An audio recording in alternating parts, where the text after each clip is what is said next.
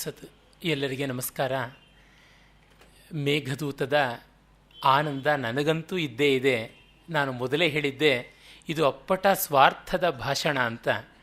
ಕಾರಣ ನನಗೆ ಸಂತೋಷ ಉಂಟು, ನಿಮಗಾಗುತ್ತೋ ಬಿಡುತ್ತೋ ಗೊತ್ತಿಲ್ಲ. ಈ ಪ್ರಯೋಗ ಪಶುಗಳು ಅಂತ ಹೇಳ್ತಾರಲ್ಲ, ಹಾಗೆ ಭಾವಿಸಿಕೊಂಡ್ರೂ ಸಾಕು ರಸಿಕ ಶ್ರೋತೃಗಳನ್ನು ಅಂತ.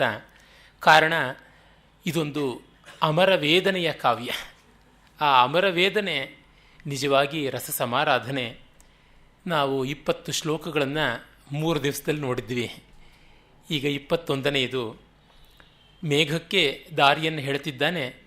ಆ ಆಮ್ರಕೂಟ, ಅಮರಕಂಟಕ, ಅದರ ತಪ್ಪಲಿನಲ್ಲಿ ಹರಿಯುವಂತಹ ವಿಂಧ್ಯಪಾದೆ ವಿಶೀರ್ಣ ನರ್ಮದಾ ನದಿಯನ್ನು ನೋಡಿ ಅಲ್ಲಿ ನೀರನ್ನು ಕುಡಿದು, ಮೊದಲು ನೀರನ್ನು ವಾಂತವೃಷ್ಟಿ ಕಕ್ಕಿದ್ದ ಕಾರಣ ಆದ ಒಂದು ಈ ವಮನದ ಸಮಸ್ಯೆ, ತಲೆ ತಿರುಗುವಿಕೆ, ಅದನ್ನೆಲ್ಲ ತಪ್ಪಿಸಿಕೊಳ್ಳುವಂತೆ ಆ ನೇರಳೆ ಮತ್ತು ಆನೆಯ ಮದಧಾರೆ ಇವುಗಳ ಪರಿಮಳ ಎಲ್ಲ ಸೇರಿದ ನೀರಿಂದ ಹದ ಆರೋಗ್ಯ ಪಡ್ಕೊಳ್ಬೇಕು ಅನ್ನುವಂಥದ್ದೆಲ್ಲ ನೋಡಿದ್ವಿ. ಈಗ ದಾರಿಯನ್ನು ಮುಂದೆ ತೋರಿಸೋದಕ್ಕೆ ಯಾರು ಬೇಕು? ಮಾರ್ಗದರ್ಶಕರು ಅಲ್ಲಲ್ಲಿ ಇರಬೇಕು. ಈಗೆಲ್ಲ ಅಮೆರಿಕದಂಥ ದೇಶಗಳಲ್ಲಿ ಇತ್ತೀಚೆಗೆ ನಮ್ಮಲ್ಲಿ ಬರ್ತಾ ಇರುವಂತೆ ಇಲ್ಲಿ ಟೆಲಿಫೋನ್ ಬೂತ್ 1 ಕಿಲೋಮೀಟರ್ ಅಹೆಡ್ ಈ ರೀತಿಯಾದ ಬೋರ್ಡ್ಗಳಿಲ್ವಲ್ಲ, ಅಲ್ಲಿ ಇಡೀ ಪ್ರಕೃತಿಯೇ ಆ ರೀತಿಯಾದ ದಿಕ್ಸೂಚಿ. ಅದು ಹೇಗೆ ಅಂತ ಹೇಳ್ತಾನೆ.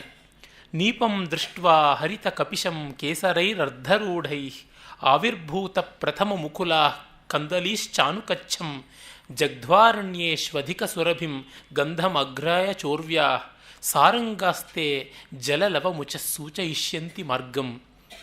ನಿನಗೆ 4 ಬಗೆಯ ಜೀವಿಗಳು ದಾರಿಯನ್ನು ತೋರಿಸುತ್ತವೆ ಅಂತನ್ನುವ ಮಾತು ಇಲ್ಲಿ ಬರುತ್ತೆ.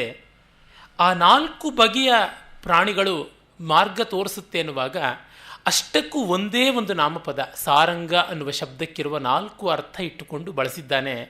ಈ ಸರ್ಕಸ್ಗಳನ್ನು ಚಿಲ್ಲರೆ ಚಮತ್ಕಾರ ಯಾರೂ ಮಾಡಬಹುದು, ಆದರೆ ಅವು ಎಂತಹ ಸಂಸ್ಕಾರದಿಂದ ಬಂದಂಥವು, ಯಾವ ಹಿನ್ನೆಲೆ, ಅವುಗಳ ರುಚಿ ಏನು ಅನ್ನುವಲ್ಲಿ ಕಾಳಿದಾಸ. ಅಂದರೆ ಕಾಳಿದಾಸನ ಮಹತ್ವ ಇರುವುದು ಚಮತ್ಕಾರಗಳಿವೆಯಲ್ಲ, ಅಗ್ಗದ ಚಿಲ್ಲರೆ ಚಮತ್ಕಾರಗಳನ್ನು ಮಾಡುವಂಥದ್ರೊಳಗೆ ಅಲ್ಲ. ಅವನು ಎಂಥ ಅಗ್ಗದ ಚಮತ್ಕಾರಕ್ಕೂ ಒಂದು ರಸಸ್ಪರ್ಶವನ್ನು ಕೊಟ್ಟುಬಿಡ್ತಾನೆ. ನನಗೆ ಮತ್ತೆ ಜ್ಞಾಪಕ ಬರೋದು ನಮ್ಮ ಕಾಲದ ದೃಶ್ಯಕಾವ್ಯದ ಕಾಳಿದಾಸ ಅಂದರೆ ಡಾಕ್ಟರ್ ಪದ್ಮಾ ಸುಬ್ರಹ್ಮಣ್ಯಂ ಅವರು. ಅವರು ಒಂದು ನ್ಯಾಷನಲ್ ಇಂಟಿಗ್ರೇಷನ್ನಿನ ಒಂದು ನೃತ್ಯವನ್ನು ಮಾಡ್ತಾ ಕಟ್ಟ ಕಡೆಯಲ್ಲಿ ಸೆಲ್ಯೂಟ್ ಮಾಡಿದರು. ಸೆಲ್ಯೂಟ್ ಮಾಡಿದ್ದರಿಂದ ಅದ್ಭುತವಾದ ರೋಮಾಂಚನವಾಯಿತು. ಭಾರತೀಯ ಸಂಸ್ಕೃತಿಗೆ ವೀರ ಯೋಧ ಕೊಡುವ ಕಾಣಿಕೆ ಎಲ್ಲಕ್ಕಿಂತ ದೊಡ್ಡದು, ದೇಶದ ರಕ್ಷಣೆ ಬಹಳ ಮುಖ್ಯ ಅಂತ. ಅಸ್ಯ ಯಜಮಾನಸ್ಯ ವೀರೋ ಜಾಯತಾಂ ಅನ್ನುವುದೇ ವೇದದ ರಾಷ್ಟ್ರಗೀತ, ಋಷಿಗಳ ರಾಷ್ಟ್ರಗೀತ ಹೇಳುವುದು. ನಾನು ಆಮೇಲೆ ಅವ್ರನ್ನ ಕೇಳಿದ್ದೆ, என்ன ಅಕ್ಕ ನಿಂಗು ಪತಾಕ ಪಣ್ಣರத்துக்கு ಬದಲ ಸೆಲ್ಯೂಟ್ ಪಣ್ಣಿಟ್ಟಿಂಗಳೇ, ಅದು ಎಪ್ಪಡಿ, ಅದು ಹಸ್ತಮ ಇರುಕುಮಾ, ಅದು ಅಭಿನಯ ಹಸ್ತವಾಗುತ್ತಾ, ಅದು ಹೇಗೆ ಅಂತ ಕೇಳಿದೆ. ಅವ್ರ ತಕ್ಷಣ ಪತಾಕ ಅಂತ ಸೊನ್ನಿಯಪ್ಪ, ಪತಾಕಕ್ಕೆ ವಿನಿಯೋಗ ಹಿಂಗೆ, ನಮಸ್ಕಾರ. ಹೌದಲ್ವಾ, ನಮಸ್ಕಾರ ಪತಾಕಾಗಿ ವಿನಿಯೋಗ. ಅದನ್ನೇ ನಾವು 2 ಪತಾಕ ಸೇರಿಸಿ ನಮಸ್ಕಾರ ಅಂತ ಕೈ ಜೋಡಿಸ್ತೀವಿ. ಮುಸಲ್ಮಾನರು 1 ಪತಾಕ ಮಾಡಿಬಿಟ್ಟು ಸಲಾಂ ಅಂತ ಮಾಡ್ತಾರೆ. ಅದನ್ನೇ ಸೈನಿಕರು 1 ಪತಾಕ ತೋರಿಸಿ ಸೆಲ್ಯೂಟ್ ಮಾಡ್ತಾರೆ. ಪತಾಕ ನಮಸ್ಕಾರ ವಿನಿಯೋಗ ಅನ್ನೋದು ಇದ್ದೇ ಇದೆಯಲ್ಲ ಅಂತಂದರು. ಇದು ಅತಿ ಭರತವಾದಂಥ ವ್ಯಾಖ್ಯಾನ. ಹಾಗೆ ಅವರು ಬೇರೆಯವ್ರದ್ದು ಒಂದು ಗಿಮಿಕ್ ಆಗುವುದನ್ನು ಆಕೆ ರಸಸ್ಪರ್ಶವನ್ನು ಮಾಡಿ ಅದೊಂದು ರಸ ಸಮಾಧಿಗೆ ಏರಿಸ್ತಾರೆ. ಕಾಳಿದಾಸನು ಹಾಗೆ ಸಾರಂಗ ಅನ್ನುವ ಪದಕ್ಕಿರುವ 4 ಅರ್ಥ ಬಳಸೋದಕ್ಕೆ ಕಾಳಿದಾಸ ಒಬ್ಬನೇ ಅಲ್ಲ, ಮುಂದಿನವರೆಲ್ಲ ಬೇಕಾದಷ್ಟು ಆ ಥರ ತರಳೆ ಚಮತ್ಕಾರಗಳು ಅಂತ ಹೇಳ್ಬೋದು ಮಾಡ್ತಾರೆ. ಆದರೆ ಅದರ ಹಿಂದೆ ಒಂದು ಮಿಡಿಯುವ ಜೀವ ಇದೆ, ಒಂದು ಇಡೀ ಪ್ರಕೃತಿಯ ಪರಿಶೀಲನೆ ಇದೆ, ಜೀವನ ವ್ಯಾಪಾರದ ಬಗ್ಗೆ ಹೃದಯ ಸ್ಪಂದನ ಇದೆ ಅನ್ನೋದನ್ನು ತೋರಿಸ್ತಾನೆ. ನಮ್ಮ ಬೇಂದ್ರೆಯವರ ಅನುವಾದ ನೋಡಿ. ಹಳದಿ ಹಸಿರು ಹಳದಿ ಕಪ್ಪಾದ ಮುಗುಳ ಕಡವಾಲಗಳನ್ನು ನೋಡಿ ನೀರ ನೆರೆಯ ಕಲ್ಬಾಳೆ ತಲೆಯ ನೆತ್ತಿಹವು ಹೂವು ಮೂಡಿ ಮೈದು ಜಗಿದು ಅಡವಿಯಲಿ ನೆಲದ ಕಡು ಗಂಪ ಮೂಸಿ ಹಿಳಿದು ಸಾರಂಗ ಜಾತಿ ಸುತ್ತಾಡ ತಾವ ಇಳಿ ಮಳೆಯ ಹಾದಿ ತುಳಿದು. ಬೇಂದ್ರೆಯವರಂಥ ಅಪ್ಪಟ ದೇಶೀಯ ಪ್ರತಿಭೆಯ ಕವಿ ಕೂಡ ಸಾರಂಗ ಅನ್ನುವ ಶಬ್ದದ ಚತುರ್ವಿಧಾರ್ಥಗಳನ್ನು ಗಮನಿಸಿಕೊಂಡು ಅದೇ ಅರ್ಥ ಇಟ್ಟಿದ್ದಾರೆ. ಮೊದಲನೇದಾಗಿ ಸಾರಂಗ ಅನ್ನೋದಕ್ಕೆ ತುಂಬಿ ಅಂತ ಅರ್ಥ. ಆಮೇಲೆ ಮತ್ತೊಂದು ಸಾರಂಗ ಅನ್ನುವುದಕ್ಕೆ ಜಿಂಕೆ ಅಂತ ಒಂದು ಅರ್ಥ, ಮತ್ತು ಇನ್ನೊಂದು ಸಾರಂಗ ಅನ್ನುವುದಕ್ಕೆ ಆನೆ ಅನ್ನುವಂಥದ್ದಾಗಿ ಅರ್ಥ ಉಂಟು.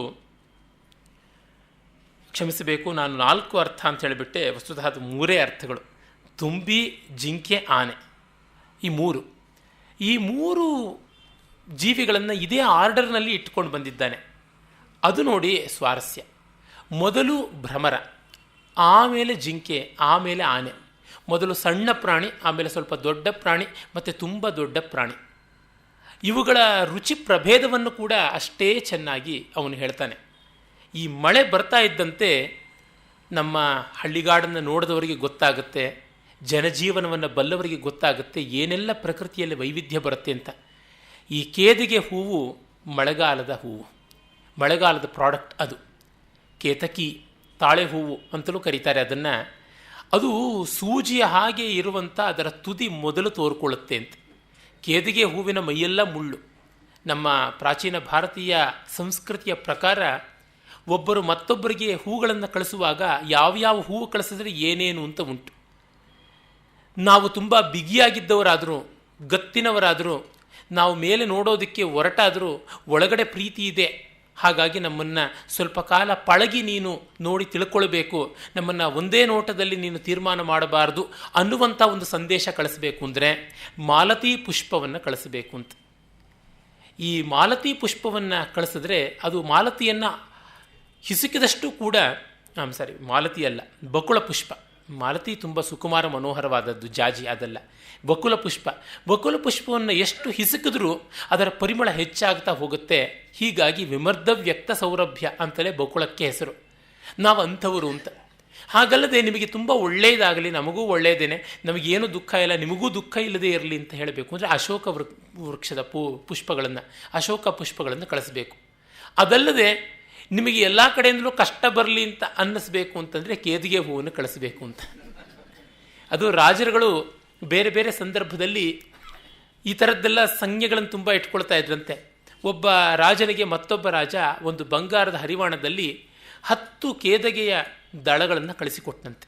ಏನು, 10 ದಿಕ್ಕುಗಳಿಂದಲೂ ನಿಮಗೆ ಗರಗಸದಂಗೆ ಬಂದು ನಾವು ಕಷ್ಟ ಕೊಡ್ತೀವಿ, ಮುತ್ತಿಗೆ ಹಾಕ್ತೀವಿ, 10 ದಿಕ್ಕುಗಳಿಂದಲೂ ಮುತ್ತಿಗೆ ಹಾಕ್ತೀವಿ ಅಂತ. ಕೇದಿಗೆ ದಳ ಒಂದು ನೋಡಿದ್ರೆ ಗರಗಸವನ್ನು ಮೇಲ್ಮುಖವಾಗಿ ಮಾಡಿಟ್ಟಂತೆ ಕಾಣಿಸುತ್ತಲ್ವ. ಈ ಕೇದಿಗೆ ಮಳೆಗಾಲದ್ದು.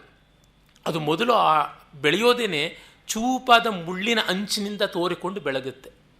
ಆ ಸೂಜಿಯಂತಹ ಮುಳ್ಳುಗಳಿಂದ ಮೊದಲು ಆಚೆಗೆ ಬಂದು ದಳದಳವಾಗಿ ಬಿರಿಯುತ್ತೆ. ಅದು ನೀಪಂ ದೃಷ್ಟ್ವಾ ಹರಿತ ಕಪಿಶಂ ಕೇಸರೈರರ್ಧರೂಢೈ. ಈ ಕೇದಿಗೆ ಅಪ್ಪಟ ಹಸಿರು ಬಣ್ಣದಿಂದ ತೆಳುವಾದ ಹಳದಿ ಬಣ್ಣಕ್ಕೆ ಬರುತ್ತೆ, ಆಗ ಅದರ ಹೂವು. ಕೇದಿಗೆ ದಳಗಳನ್ನು ನೋಡಿದ್ರು ಅಷ್ಟೇ, ಹೊರಗಿನ ದಳಗಳೆಲ್ಲ ಹಸಿರು, ಸ್ವಲ್ಪ ಹಳದಿ, ಒಳಗಡೆಗೆ ಬಂದಾಗ ಅಪ್ಪಟ ಹಳದಿ, ಅದು ಒಂದು ಬಂಗಾರದ ಬಣ್ಣಕ್ಕೆ ಬರುವಂಥ ಹಳದಿಗೆ ಬಂದ್ಬಿಡುತ್ತೆ. ಒಳಗಡೆ ಇರುವಂಥ, ಅದಕ್ಕೆ ಮುಳ್ಳೇ ಕಡಿಮೆ ಇರುವಂಥ ದಳ. ಅದರಿಂದ ಸಂಸ್ಕೃತ ಸುಭಾಷಿತದಲ್ಲಿ ಒಂದು ಸಂಸ್ಕೃತ ಸುಭಾಷಿತ ಉಂಟು, ಸರ್ವದಾ ದೊಡ್ಡವರು ಅಂತಂದರೆ ವಯಸ್ಸಿಂದ ದೊಡ್ಡವರೇ ದೊಡ್ಡವರು ಅಂತಲ್ಲ, ಗುಣಗಳಿಂದ. ಗುಣೈರ್ಜ್ಯೇಷ್ಠತ್ವ ಮುಚ್ಯತೆ ನ ಜನ್ಮಜ್ಯೇಷ್ಠತ್ವಂ. ಜನ್ಮಜ್ಯೇಷ್ಠತ್ವ ಅಲ್ಲ, ಗುಣಜ್ಯೇಷ್ಠತ್ವ. ಕೇತಕಿ ಗುರುಪತ್ರೇಭ್ಯೋ ಲಘೂನಾಮೇವ ಗೌರವಂ. ಕೇದಿಗೆ ದೊಡ್ಡ ದಳಗಳಿಗಿಂತ ಅಲ್ಲಿರುವ ಚಿಕ್ಕ ದಳಗಳಿಗೆ ಪರಿಮಳವೂ ಹೆಚ್ಚು, ಸೌಕುಮಾರ್ಯವೂ ಹೆಚ್ಚು ಅಂತ ಹೇಳಿಬಿಟ್ಟು ಇಲ್ಲಿ ಆ ಕೇದಿಗೆಯ ಮೊದಲ ದಳಗಳ ಆರಂಭವಾಗ್ತಾ ಇವೆ. ಆ ಹಸಿರು ಸ್ವಲ್ಪ ಸ್ವಲ್ಪವಾಗಿ ಹಳದಿಗೆ ಬರ್ತಾ ಇದೆ. ಹರಿತ ಕಪಿಶಂ ಕೇಸರೈರರ್ಧರೂಢೈಹಿ. ಅರ್ಧ ಇನ್ನು ಅರಳತಾ ಸೂಜಿಯ ಒಂದು ತುದಿಯನ್ನು ತೋರಿಸುವಂತೆ ಬರ್ತಾ ಇವೆ. ಅದನ್ನು ನೋಡ್ತಿದ್ದಂತೆಯೇ ದುಂಬಿಗಳಿಗೆ ಆ ಪರಿಮಳವನ್ನು ಕಂಡು ಬಹಳ ಆಕರ್ಷಣೆ. ಆದರೆ ಈ ಕೇದಿಗೆಯ ಪರಿಮಳವನ್ನು ಅವು ತಾಳಲಾರವು, ಬಹಳ ಕಷ್ಟ. ಅದರಿಂದಲೇ ಒಂದು ಅನ್ಯೋಕ್ತಿಯನ್ನು ಕೂಡ ಸಂಸ್ಕೃತದಲ್ಲಿ ಹೇಳೋದುಂಟು. ಈ ದುಂಬಿಗಳು ಕೇದಿಗೆ ಹೂವಿನಲ್ಲಿ ಮಕರಂದ ಇರುತ್ತವೆ ಅಂತ ಬರುತ್ತವೆ, ಬಂದರೆ ಪಾಪ ಸಿಗೋದೇನೋ ಧೂಳು ಮುಳ್ಳು ಎರಡೇ ಅಂತ. ಯಾಕೆಂದರೆ ಕೇದಿಗೆಯ ಹೂವಿನಲ್ಲಿ ಮಕರಂದ ಇಲ್ಲ, ಇರುವುದು ತುಂಬ ಗಾಢವಾದಂಥ ಪರಾಗ ಧೂಳಿ. ಒಳ್ಳೆ ಫೇಸ್ ಪೌಡರ್, ಟಾಲ್ಕಮ್ ಪೌಡರ್ ತರಹ ನುಣುಪಾಗಿ ಇರುತ್ತೆ, ಬಹಳ ಘಮಲು, ಮತ್ತು ಹೊರಗೆಲ್ಲ ಮುಳ್ಳು, ಈ ಥರದ್ದಾಗತ್ತೆ ಅಂತ. ಆ ಒಂದು ದುಂಬಿಗಳು ಇನ್ನು ಹೂವು ಅರಳಕ್ಕಿಲ್ಲ ಆಗಲೇ ಮಧುಲುಬ್ಧವಾಗಿ ಅಲ್ಲಿ ಝಂಕಾರ ಮಾಡುತ್ತವೆ. ಅವು ನಿನಗೆ ದಾರಿ ತೋರಿಸುತ್ತವೆ. ಇನ್ನೊಂದು ಆವಿರ್ಭೂತ ಪ್ರಥಮ ಮುಕುಲ ಕಂದಲೀಶ್ಚಾನುಕಚ್ಚಂ ಅಂತ ಹೇಳ್ಬಿಟ್ಟಿದ್ವಿ. ಇಲ್ಲಿ ಅವು ಕಡವಾಲ ಅನ್ನುವಂಥ ಜಾತಿಯ ಹೂಗಳು, ನೀರುಬಾಳೆ ಅಂತಲೂ ಕರೀತಾರೆ ನಮ್ಮ ಕಡೆಯಲ್ಲಿ. ಅವುಗಳನ್ನು ಈ ಬದುಗಳು, ಹೊಲದ ಬದುಗಳನ್ನು ಗುರ್ತು ಮಾಡೋದಕ್ಕೆ ಬೆಳೆಸ್ತಾರೆ. ಅವು ಪ್ರತಿ ವರ್ಷವೂ ಕತ್ತರಿಸಿದ ಮೇಲೆ ಬೆಳೆಯುತ್ತವೆ. ಅವು ಮೊದಲಿಗೆ ಹೂವು ಬಿಡುವಂಥದ್ದು, ವಾರ್ಷಿಕವಾಗಿ ಬಿಡುವಂಥದ್ದು, ಮಳೆಗಾಲದಲ್ಲಿ ಅವು ಹೂವು ಬಿಡುತ್ತವೆ. ಆವಿರ್ಭೂತ ಪ್ರಥಮ ಮುಕುಲಾಹ, ಆ ನೀರು ಬಾಳೆ ಮೊದಲಿಗೆ ಹೂವು ಬಿಡ್ತಾ ಇದೆ. ಅದು ಅನುಕಚ್ಚ ಅಂದರೆ ಗದ್ದೆಗಳ ಬದುಗಳ ಮೇಲೆ ಬೆಳೆದವು ಮೊದಲ ಹೂವನ್ನು ಬಿಡ್ತಾ ಇವೆ. ಅವುಗಳನ್ನು ತಿನ್ನೋದಕ್ಕೆ, ಜಗಿಯೋದಕ್ಕೆ ಅಂತ ಜಿಂಕೆಗಳು ಬರ್ತವೆ. ಈ ಬದುವಿನಲ್ಲಿ ಬೆಳೆಸ್ತಕ್ಕಂಥ ಈ ನೀರು ಬಾಳೆ ಮುಳ್ಳಿರುವಂಥದ್ದಲ್ಲ, ಎಳಸಾಗಿ ಚೆನ್ನಾಗಿರುತ್ತೆ. ಅದರ ಹೂವು ಕೂಡ ಚೆನ್ನಾಗಿರುವಂತಹ ಮಕರಂದದಿಂದ ತುಂಬಿರುತ್ತೆ. ದಪ್ಪಗೆ ಇರುವಂಥ ಎಲೆಗಳು, ದಳಗಳು ಕೂಡ ಚೆನ್ನಾಗಿ ಫ್ಲೆಶಿ ಅಂತೀವಲ್ಲ, ಮಾಂಸಲವಾಗಿರುತ್ತವೆ. ಜಿಂಕೆಗಳು ಬಾಯಿಗೆಟಿಕಿಸ್ಕೊಳ್ಳುವಂಥ ಎತ್ತರದವು ಅವುಗಳನ್ನು ತಿನ್ನೋದಕ್ಕೆ ಬರ್ತವೆ. ಹಾಗಾಗಿ ಅದು ಆ ಜಿಂಕೆಗಳ ಗುಂಪು ನಿನಗೆ ದಾರಿ ತೋರಿಸುತ್ತೆ. ಮತ್ತು ಗಂಧಮಗ್ರ್ಯಾಯ ಚೋರ್ವ್ಯಾಹ, ಈ ಭೂಮಿಯ ಮೇಲೆ ಮೊದಲ ಮಳೆಹನಿ ಬಿದ್ದಾಗ ಆನೆಗಳ ಸೊಂಡಲನ್ನೇ ಭೂಮಿಗೆ ಹೊಗಿಸುವಂತೆ ಅದರ ಪರಿಮಳವನ್ನು ಹೀರಿಕೊಳ್ಳುತ್ತವೆ. ಹಾಗೆ ಪರಿಮಳವನ್ನು ಹೀರಿಕೊಳ್ಳೋಕ್ಕೆ ಎಲ್ಲಿ ಮಳೆಹನಿ ಬಿದ್ದರೆ ಅಲ್ಲಿ ಓಡಾಡುವಂಥ ಆನೆಗಳಿವೆ. ಈ ಆನೆಗಳು ದುಂಬಿ, ಜಿಂಕೆ, ಆನೆ ಇವು ಮೂರು ಕೂಡ ನಿನಗೆ ಅಪಾರವಾದಂತಹ ಪ್ರೀತಿಯಿಂದ ದಾರಿ ತೋರಿಸೋದಕ್ಕೆ ಬರ್ತವೆ. ಅಲ್ಲಿ ನೋಡ್ಕೊಂತ ಅಲ್ಲಿ ಒಂದು ಸ್ವಾರಸ್ಯ, ಈ ಅವರೋಹಣ ಕ್ರಮದಿಂದ ಮಾಡ್ತಾ ಇರೋದಕ್ಕೆ ದುಂಬಿಗಳು ನಿನಗೆ ಕಾಣಿಸದೆ ಹೋಗ್ಬೋದು, ಇನ್ಸಿಗ್ನಿಫಿಕೆಂಟ್ ಗೈಡ್ಸು. ಸ್ವಲ್ಪ ಸಿಗ್ನಿಫಿಕೆಂಟ್ ಗೈಡ್ಸು ಜಿಂಕೆಗಳಿವೆ. ಅವು ಬೇಗ ಓಡೋಗುತ್ತವೆ. ಅಂದರೆ ಆನೆಗಳು ನಿನ್ನ ಸ್ವಭಾವ, ಸ್ವರೂಪ, ಬಣ್ಣ ಎಲ್ಲ ಇವೆ, ಅವು ತೋರಿಸುತ್ತವೆ. ಹಾಗಾಗಿ ನಿನಗೆ ದಾರಿ ಮಿಸ್ ಆಗೋಕ್ಕೆ ಚಾನ್ಸೇ ಇಲ್ಲ ಅಂತ. ಜೊತೆಗೆ ಇನ್ನೊಂದೇನೆಂದರೆ, ದುಂಬಿಗಳು ಬೇಗ ಮೇಲ್ಮೇಲಿನ ದಾರಿಯನ್ನು ತೋರಿಸುತ್ತವೆ. ಅವುಗಳ ಸ್ಪೀಡು ಜಿಂಕೆಗಿಂತ ಜಾಸ್ತಿ. ಅವುಗಳದು ವಾಯುಮಾರ್ಗ. ಜಿಂಕೆ ಪ್ಲುತಿ, ಜಂಪ್ ಮಾಡುತ್ತೆ, ಅರ್ಧ ನೆಲ ಅರ್ಧ ಆಕಾಶ. ಅಲ್ಲಿ ಕಾಳಿದಾಸನೇ ಶಾಕುಂತಲದಲ್ಲಿ ಹೇಳುವಂತೆ, ವಿಯತಿ ಬಹುತರಂ ಸ್ತೋಕ ಮುರ್ವ್ಯಾಂ ಪ್ರಯಾತಿ. ದುಷ್ಯಂತ ಬೆನ್ನಟ್ಟಿ ಬರ್ತಾ ಇದ್ದ ಜಿಂಕೆ ಯಾವ ಥರ ಇತ್ತು ಅಂದರೆ, ನೆಲಕ್ಕೆ ಕಾಲಿಡುತ್ತೋ ಇಲ್ವೋ ಅಂತರಿಕ್ಷಕ್ಕೆ ಓಡುತ್ತೆ ಅಂತ. ಕಾಳಿದಾಸನ ಪ್ರತಿಭೆಯನ್ನೂ ಅದೇ ಹೇಳ್ತಾರೆ. ಅದು ವಿಯತಿ ಬಹುತರಂ ಸ್ತೋಕ ಮುರ್ವ್ಯಾಂ ಪ್ರಯಾತಿ. ಅದು ನೆಲಕ್ಕೆ ಬರೋದು ಮೊಮೆಂಟಮ್ ತಗೊಳ್ಳೋದಕ್ಕಷ್ಟೇ ಹೊರತು ಮತ್ತಿನ್ಯಾವುದಕ್ಕೂ ಅಲ್ಲ. ಆಕಾಶಕ್ಕೆ ಹಾರುವುದಕ್ಕಾಗಿ ನೆಲಕ್ಕೆ ಇಳಿಯುತ್ತೆ ಅಷ್ಟೇ. ಕಾಳಿದಾಸ ಎಲ್ಲಾದರೂ ಜಾರಿದ್ರೆ ಬರುತ್ತೆ ಅಂಥದ್ದೊಂದು ಜಾರಿದ ಪದ್ಯ ಇದೆ ಇನ್ನು ಮುಂದೆ. ಅಲ್ಲಿ ನಿರ್ದಾಕ್ಷಿಣ್ಯವಾಗಿ ಕಾಳಿದಾಸನಿಗೆ ಏನು ತಕ್ಕಡಿಯಲ್ಲಿ ಹಾಕಿ ತೂಗಬೇಕೋ ತೂಗಲೇಬೇಕು. ಅದಕ್ಕೇನು ಬೇರೆ ದಾಕ್ಷಿಣ್ಯ ಕಾಡುವುದಿಲ್ಲ. ಇವನೂ ಮಾಡೋದ್ನಲ್ಲ, ಯೂಟ್ಯೂಬ್ ರೂಟಸ್ ಅಂತ ಗೋಳಾಡಬೇಕು. ಆದರೆ ನಿರ್ದಯವಾಗಿ ವಿಮರ್ಶೆ ಮಾಡದೆ ತಪ್ಪುವಂಥದ್ದಲ್ಲ. ಹಾಗೆ ಜಿಂಕೆ ಹಾರಿ ಹಾರಿ ಹೋಗುವಂಥದ್ದು ಅದು. ಮತ್ತು ಆನೆ ಘನ ಗಂಭೀರವಾಗಿ ಭೂಮಿಯ ಮೇಲೆ ಬರುವಂಥದ್ದು. ಅಂದರೆ ಅಂತರಿಕ್ಷ, ಭೂಮ್ಯಂತರಿಕ್ಷ, ಭೂಮಿ, ಈ ಮೂರು ಲೆವೆಲ್ಸಲ್ಲಿ ನಿನಗೆ ತುಂಬ ಸ್ಪೀಡಾಗಿ ಹೋಗಬೇಕು ಅಂದರೆ ತುಂಬಿಗಳನ್ನು ಕೇಳ್ಕೊ. ಆ್ಯಾವ್ರೇಜ್ ಸ್ಪೀಡ್ ಬೇಕು ಅಂದರೆ ಜಿಂಕೆ, ಇಲ್ಲ ನಿಧಾನಕ್ಕೆ ಹೋಗಬೇಕು ಅಂತಂದರೆ ಆನೆ. ಹೀಗೆ ಎಲ್ಲವೂ ಇದೆ ಅಂತ. ಈ ರೀತಿಯಾದದ್ದು ಕಾಳಿದಾಸನ ದೃಷ್ಟಿ. ಅಂದರೆ 4-5 ಅರ್ಥ ಇರುವಂಥ ಪದ್ಯ ಬರೆಯೋದು ದೊಡ್ಡದಲ್ಲ, ಒಂದು ಪದವನ್ನು ಹುಡುಕೋದು ದೊಡ್ಡದಲ್ಲ. ನಿಘಂಟು ಇದ್ದರೆ ಯಾರಿಗೆ ತಾನೇ ಸಿಗೋದಿಲ್ಲ. ಕೋಶವಾನ್ ಪಂಡಿತ ಪುಸ್ತಕ ಹಿಡ್ಕೊಂಡು ಒಂದು ಪದಕ್ಕೆ 10 ಅರ್ಥ ಇದೆ, 15 ಅರ್ಥ ಇದೆ, ಎಲ್ಲ ಇದೆ. ಆ ರೀತಿ ಎಷ್ಟು ಬೇಕಾದರೂ ಮಾಡ್ಬೋದು. ಅದು ಅಂಥ ವಿಶೇಷ ಅಲ್ಲ. ಭಾವಕೋಶವನ್ನು ಬಿಚ್ಚುವುದಿದೆಯಲ್ಲ. ಅದರಿಂದಲೇ ನಾನು ನಮ್ಮ ಡಾನ್ಸರ್ಸ್ಗೆ ಹೇಳ್ತಿರ್ತೀನಿ, ನೀವು ಯಾವುದನ್ನು ಅಭ್ಯಾಸ ಪಾಠ ಅಂತಿರ್ತೀವಿ. ಈಗ ವರ್ಣ ಎಲ್ಲ ಲೆಕ್ಕ ಇಟ್ಟು ಮಾಡಿದ ಅಭ್ಯಾಸ ಪಾಠ ಮನೆಯಲ್ಲಿ. ಸಂಗೀತದಲ್ಲಿ ಅಷ್ಟೇ, ಈ ವರ್ಣ ಹಾಡ್ತಾರೆ, ಅವೆಲ್ಲ ಮನೆಯಲ್ಲಿ ಕಟ್ಟಿಕೊಟ್ಟ ಬುತ್ತಿ. ಅಭ್ಯಾಸ ಮಾಡಿದ್ದನ್ನೇ ಇಲ್ಲಿ ಬಂದು ವಮನ ಮಾಡುವುದು. ಹಾಗಲ್ಲದೆ ಅಲ್ಲಿಂದಲ್ಲಿಗೆ ನೀವು ಅಭಿನಯ ಮಾಡಬೇಕು, ಅಲ್ಲಿಂದಲ್ಲಿಗೆ ರಾಗಾಲಾಪ ಮಾಡಬೇಕು. ಅದು ನಿಮ್ಮ ಯೋಗ್ಯತೆಯನ್ನು ತೋರಿಸುವಂಥದ್ದು ಅಂತ. ಅವಧಾನಗಳಲ್ಲಿ ದತ್ತಪದಿ, ಚಿತ್ರಕವಿತ್ವ ಇವನ್ನ ಹೇಗಾದರೂ ಕಷ್ಟಪಟ್ಕೊಂಡು ಮಾಡಿಬಿಡ್ಬೋದು. ಒಳ್ಳೆಯ ಆಶುಕವಿತ್ವ ಮಾಡುವುದೇ ಬಹಳ ಕಷ್ಟ. ಪೂರ್ಣವಾದ ಕಲ್ಪನೆಗೆ ಅಲ್ಲಿಯೇ ಅವಕಾಶ ಉಂಟು. ನಿರ್ಬಂಧ ಇಲ್ಲದ ಜಾಗದಲ್ಲಿ ನಮಗೆ ಯುದ್ಧ ಮಾಡೋದಕ್ಕೆ ಯಾರೂ ಇರೋಲ್ಲ. ಒಬ್ಬ ಅಗೋಚರನಾದ ಶತ್ರುವಲ್ಲದ ಶತ್ರುವನ್ನು ನಿರ್ಮಾಣ ಮಾಡಿಕೊಂಡು ಅವನ ಜೊತೆ ಯುದ್ಧ ಮಾಡಬೇಕಲ್ಲ. ನಮ್ಮ ಶಕ್ತಿನ ಒಂದಷ್ಟು ಶತ್ರುವಿಗೂ ಧಾರೆ ಎರೆದು ಕೊಡಬೇಕಲ್ಲ. ಎಷ್ಟು ಕಷ್ಟ ಇರುವಂಥದ್ದು. ಒಬ್ಬ ಬಲಿಷ್ಠನಾದ ಶತ್ರು ಇದ್ದಾನೆ ಅಂದರೆ ಅವನು ಏನು ಮಾಡ್ತಾನೆ ಅಂತ ನೋಡ್ಕೊಂಡು ಅವನು ಹೀಗೆ ಕತ್ತಿ ಇಟ್ಟರೆ ನಾವು ಹೀಗಿಡ್ಬೋದು. ಹಾಗಾಗಿ ಕಷ್ಟವಾದ ಪ್ರಶ್ನೆ ಇದ್ದರೆ ಅವಧಾನದಲ್ಲಿ ನಿಷೇಧಾಕ್ಷರಿಯಷ್ಟು ಸುಲಭ ಇನ್ಯಾವುದೂ ಇಲ್ಲ ಅಂತ ನಾನು ಹೇಳ್ತಿರ್ತೀನಿ. ತುಂಬ ಕಷ್ಟ ಅದೇ ಅಂತಾರೆ.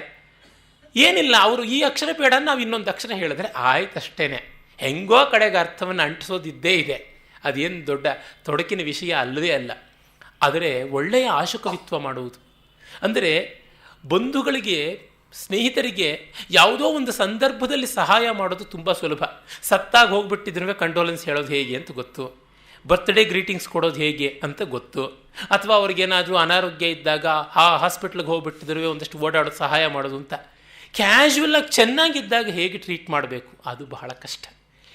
ಏನೂ ಇಲ್ಲದೇ ಇದ್ದಾಗ ಚಾಲೆಂಜ್.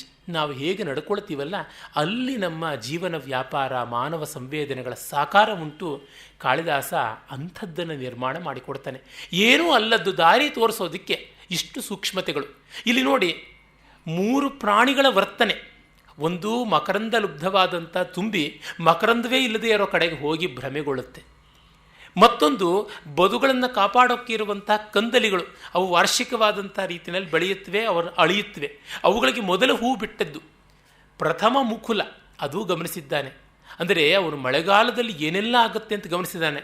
ಸುಮ್ಮನೆ ಒಂದು ದಿವಸ ಕೂತ್ಕೊಂಡು ಸರ ಸರ ಸರ ಸರ ಅಂತ ಎಲ್ಲ ಕಾವ್ಯ ಬರದ ಅಂತ ಖಂಡಿತ ಅಲ್ಲ. ಇದಕ್ಕಾಗಿ ಎಷ್ಟು ಹಗಲು, ಎಷ್ಟು ರಾತ್ರಿ, ಎಷ್ಟು ಸಾಯಂಕಾಲ ವೆಚ್ಚ ಮಾಡಿದನೋ ನಮಗೆ ಗೊತ್ತಿಲ್ಲ. ಅದೆಷ್ಟು ಕಾಲ ಭಾವಕೋಶದಲ್ಲಿ ಈ ಒಂದೊಂದು ಕಲ್ಪನೆಯೂ ಅವನಲ್ಲಿ ಗುಳುಗುಳಿಸ್ತಾ ಇತ್ತೋ ನಮಗೆ ತಿಳಿಯುವಂಥದ್ದಲ್ಲ. ಹೀಗಾಗಿ ಇಡೀ ಪ್ರಕೃತಿಯ ಪರಿಶೀಲನೆ ಈ ಪದ್ಯ ಬರೆಯೋಕ್ಕೆ ಮಾಡಿದ್ದಲ್ಲ, ನಿರ್ಮಲವಾದ ಅಂತಃಕರಣದಿಂದ ಜಗತ್ತನ್ನು ಪ್ರೀತಿಸಿದ್ದಕ್ಕಾಗಿ ಬಂದದ್ದು.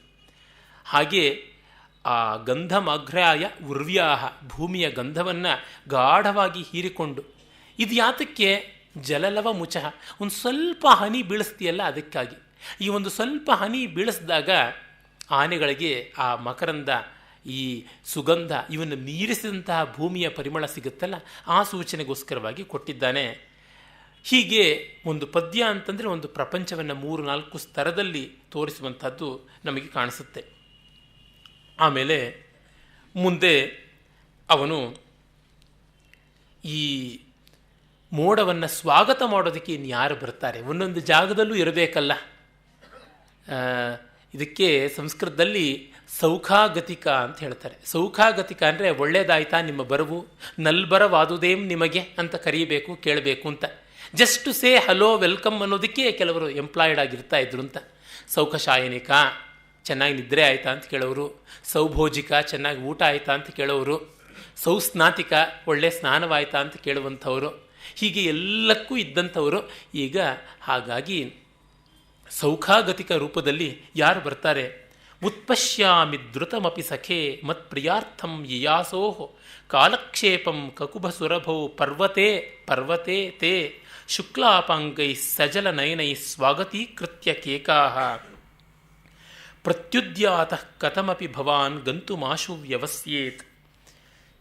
ಈಗ ನಿನ್ನ ಸ್ವಾಗತಕ್ಕೆ ಬೆಟ್ಟಗಳಲ್ಲೂ ನವಿಲುಗಳು ಕಾದಿರುತ್ತವೆ ಅನ್ನೋದನ್ನು ಹೇಳ್ತಾನೆ. ಇದುವರೆಗೂ ಮೋಡಕ್ಕೆ ತುಂಬ ತುಂಬ ಪ್ರೀತಿಪಾತ್ರವಾದ ನವಿಲಿನ ಪ್ರಸ್ತಾವ ಬರಲಿಲ್ಲ, ಈಗ ಬಂದಿದೆ. ನಾವಾಗಿದ್ದರೆ ಮೊದಲಿಗೆ ಧುತ್ ಅಂತ ನವಿಲನ್ನು ಕೊಡ್ತಾ ಇದ್ವಿ. ಯಾಕೆ? ನಮಗೆ ಗೊತ್ತಿರೋದು ರೆಡಿಮೇಡ್ ಸ್ಟಫ್ ಒಂದೇ, ಮುಗಿಲು ನವಿಲು, ಸಿನಿಮಾ ಹಾಡುಗಳಿಂದ ಮೊದಲುಗೊಂಡು ಇರುವಂಥದ್ದು. ಆದರೆ ಕಾಳಿದಾಸ ಎಷ್ಟೊಂದು ಎಲ್ಲ ಜೀವಿಗಳನ್ನು ತಂದಿದ್ದಾನೆ. ನಮ್ಮ ಭಾರತೀಯ ಭೌಗೋಳಿಕ ಜೀವನದ ಸಸ್ಯ ಪ್ರಾಣಿ ಪ್ರಪಂಚದ ಬಗ್ಗೆ ಅವನಿಗೆ ಎಷ್ಟು ಪ್ರೀತಿ ಇದೆ. ಪ್ರೀತಿ ಇಲ್ಲದವನು ಕವಿಯಾಗಲಾರ, ಕಲಾವಿದನಾಗಲಾರ. ಎಷ್ಟು ಬೇಗ ನೀ ಹೋಗಬೇಕು ನನಗಾಗಿ ಎನಿಸಿಯೇನು, ಬೆಟ್ಟ ಬೆಟ್ಟ ಬಿಟ್ಟಿರುವ ಮಲ್ಲಿಗೆಯ ಜೊತೆಯ ಉಳಿವೆ ನೀನು, ಇಷ್ಟು ತಿಳಿಯನೆ ಕಣ್ಣ ತುಂಬಿ ಕುಡಿ ಗಣ್ಣ ಚಾಚಿ ಕೇಕಿ, ಕೇಕೆ ಹಾಕು ತಲೆ ಹೇಗೋ ಹೊರಡುವಿ ಹಿಂದು ಮೆಟ್ಟ ನೂಕಿ.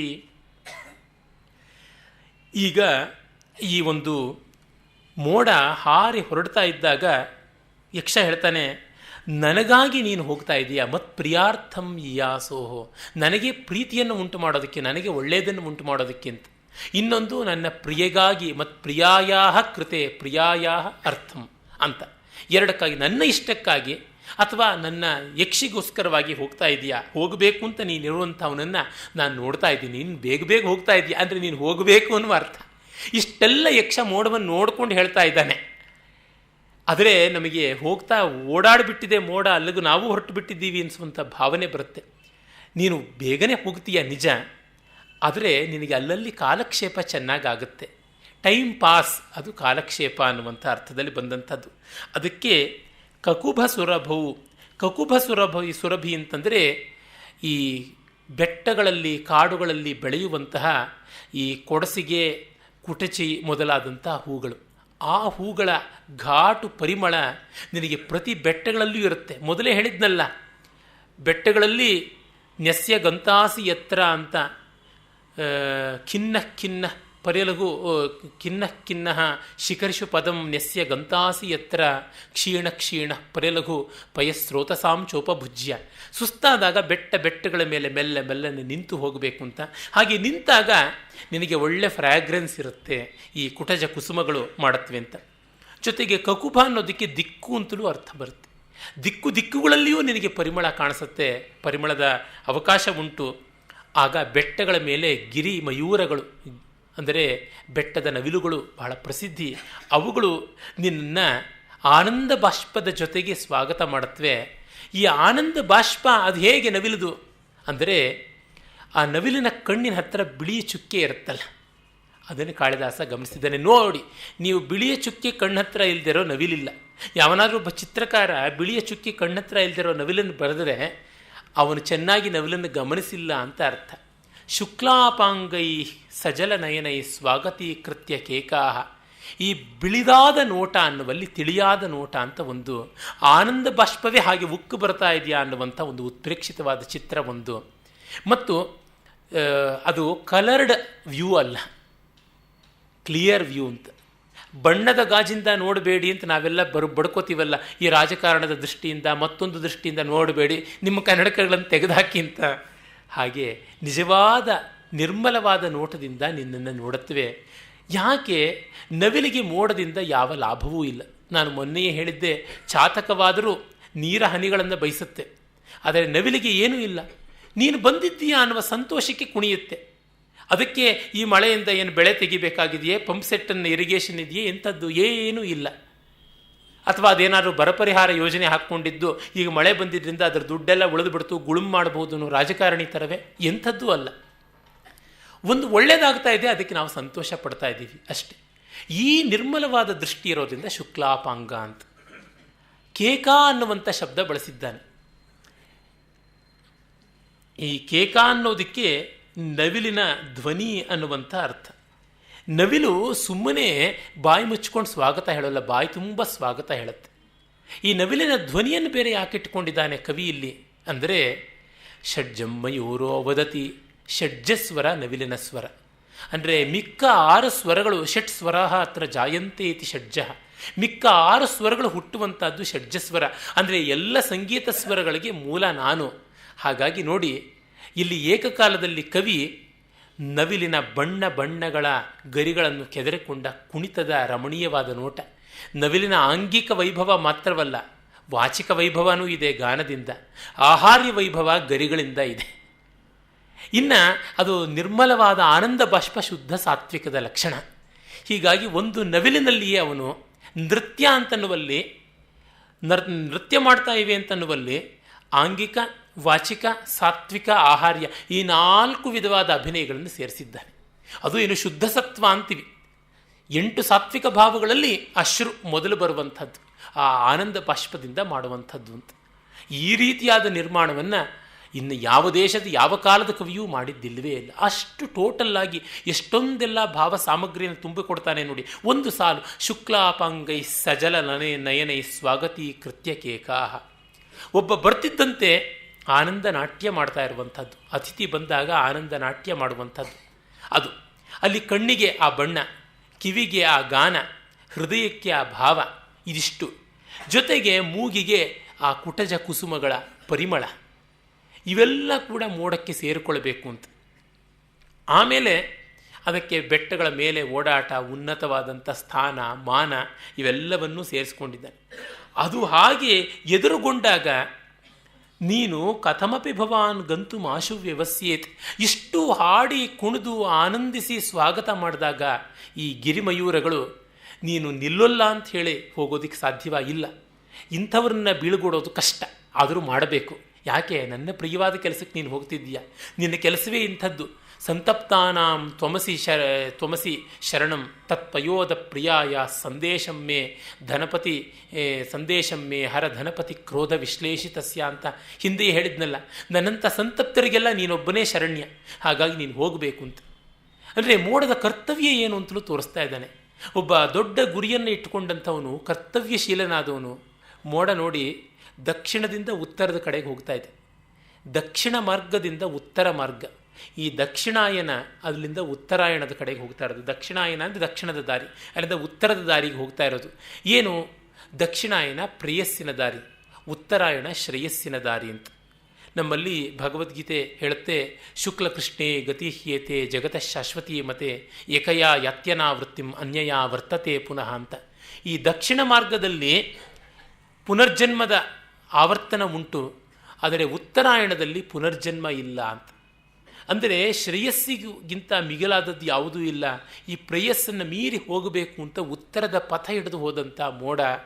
ಹಾಗೆ ಯಾರು ಲೋಕೋತ್ತರವಾಗಿ ಹೊರಡ್ತಾರೋ ಅವರಿಗೆ ತುಂಬ ಜನ ಪ್ರೀತಿ ಪಾತ್ರ ಇರ್ತಾರೆ, ಅವರು ಒಳ್ಳೆಯದನ್ನೇ ಮಾಡ್ತಾರೆ. ಒಬ್ಬ ಸಿದ್ಧನಾಗಬೇಕು ಅಂತ ಹೊರಟ ಸಾಧಕನ ಜೀವನದ ವರ್ತನೆಯೆಲ್ಲ ಲೋಕಸಂಗ್ರಹ ರೂಪವಾಗುತ್ತೆ. ಹೆಜ್ಜೆ ಹೆಜ್ಜೆಗೂ ಅವನಿಗೆ ಆತ್ಮೀಯರು ಕಾಣಿಸ್ತಾರೆ, ಆದರೆ ಅಲ್ಲಿಯೇ ನಿಲ್ಲಲ್ಲ, ಅವನು ಮುಂದೆ ಹೋಗ್ತಾ ಇರ್ತಾನೆ. ಕೆಟ್ಟದ್ದನ್ನು ಬಿಡುವುದು ಬಹಳ ಸುಲಭ, ಒಳ್ಳೆಯವರನ್ನು ಬೀಳುಗೊಡೋದು ತುಂಬ ಕಷ್ಟ. ಇಂಥ ಒಳ್ಳೆಯವರನ್ನೆಲ್ಲ ಬೀಳುಗೊಟ್ಟು ಹೋಗಬೇಕಲ್ಲ, ಅದಕ್ಕೊಂದು ನಿರ್ಮಮತೆ ಬೇಕು. ಕಾಳಿದಾಸನ ಬದುಕು ಹಾಗೆ ಇದ್ದಿರಬಹುದು. ಒಂದು 8-10 ಒಳ್ಳೊಳ್ಳೆ ಪದ್ಯ ಬರೆದ ತಕ್ಷಣ ಆಹಾ ಇದು ಸಾಕು, ಈ ಪದ್ಯ ಈ ಕಾವ್ಯ ಸಾಕು, ನೀನು ಅಜರಾಮರ, ಇನ್ನೇನು ಬರಿಬೇಕಿಲ್ಲಪ್ಪ ಅಂತ ಇಡೀ ಜಗತ್ತು ಕೊಂಡಾಡಿದಾಗ ಇಲ್ಲ, ಮತ್ತೂ ಒಂದಿದೆ, ಇನ್ನೂ ಒಂದಿದೆ ಅಂತ ಹೇಳ್ತಾನಲ್ಲ. ನಾನು ಮೊದಲನೇ ದಿವಸವೇ ಅವನ 7 ಕೃತಿಗಳ ಅಂತರ್ವಿಕಾಸ ಶ್ರೇಣಿ, ಮೌಲ್ಯ ವಿಕಾಸ ಶ್ರೇಣಿ ಏನು ಅಂತ ಹೇಳಿದ್ದೆ. ರಘುವಂಶಕ್ಕೆ ಬಂದು ಮುಟ್ಟಬೇಕು ಅವನು. ಆ ಜರ್ನಿಯಲ್ಲಿ ನೋಡಿ ಇದುವರೆಗೂ ಆಗಿರೋದು ಎಷ್ಟು? ಋತುಸಂಹಾರ, ಮಾಲವಿಕಾಗ್ನಿಮಿತ್ರ, ವಿಕ್ರಮೋರ್ಷಿಯ 3 ಆಗಿದೆ. ಇನ್ನು ಕುಮಾರ ಸಂಭವ, ಶಾಕುಂತಲ, ರಘುವಂಶ ಇದೆ. 3 ದಾಟಿ ಇನ್ನು 3 ಉಳಿದು ಮಧ್ಯದಲ್ಲಿದ್ದಾನೆ. ಈಗಲೇ ಅವನು ಗ್ರೇಟ್ ಫ್ಲೈಟ್. ಜಾನ್ ಮಿಲ್ಟನ್ ಇಂಗ್ಲೀಷ್ನ ಮಹಾಕವಿ 17ನೇ ಶತಮಾನದಲ್ಲಿದ್ದವನನ್ನು ಒಮ್ಮೆ ಅವನ ಸ್ನೇಹಿತ ಕೇಳಿದಂತೆ, ನೀನು ಏನು ಮಾಡ್ತಿದ್ದೀಯಾ ಅಂತ. ಅವನು ಕೇಂಬ್ರಿಡ್ಜ್ನಲ್ಲಿ MA ಮಾಡಿದ್ದು, ಮಾಸ್ಟರ್ಸ್ ಮಾಡಿ ಹಾರ್ಟನ್ ಅಂತ ತನ್ನ ತಂದೆಯ ಒಂದು ತವರು, ಅಲ್ಲಿಗೆ ಹೋದ. ಅಲ್ಲಿ ಸ್ವಲ್ಪ ಕಂಟ್ರಿ ಸೈಡ್ ಅಂತಾರಲ್ಲ, ಆ ಥರದ ಹಳ್ಳಿಗಾಡಿನ ಪ್ರಾಂತ. ಅಲ್ಲಿ 5 ವರ್ಷ ಕೂತು ಓದಿದ್ದೆ. MA ಮಾಡಿದ್ಮೇಲೆ ಕೆಲಸಕ್ಕೆ ಸೇರ್ತಾನೆ ಅಂತ ತಂದೆ ತಾಯಿಗಳಿಗೆಲ್ಲ ಅಪೇಕ್ಷೆ. ಆದರೆ ಇವನು ಮತ್ತೂ ಓದಬೇಕು ಅಂತ. ಇಲ್ಲಿ ನಮ್ಮ ಗೋಖಲೆ ಇನ್ಸ್ಟಿಟ್ಯೂಟ್ನಲ್ಲಿ ಒಂದು ವಿಶಿಷ್ಟವಾದ ಡಿಕ್ಷನರಿ ಇದೆ, ಶೇಕ್ಸ್ಪಿಯರ್ ಡಿಕ್ಷನರಿ ಅಂತ. ಅದು ವೆಂಕಟಪತಯ್ಯನವರು ಅಂತ ಒಬ್ಬರದು. ಅವರು ಫಸ್ಟ್ ಬಂದ್ರಂತೆ ಇಂಗ್ಲೀಷ್ನ ಮಾಸ್ಟರ್ಸ್ ಮಾಡುವಾಗ. ಆಗ ಅವರಿಗೆ ತುಂಬ ಉತ್ತಮವಾದ ಅಂಕಗಳು ಬಂದ ಕಾರಣ ಡಿಗ್ರಿ ಮುಗಿತಿದ್ದಂತೆಯೇ ಕೆಲಸ ಸಿಕ್ತು. 50 ರೂಪಾಯಿ ಸಂಬಳ.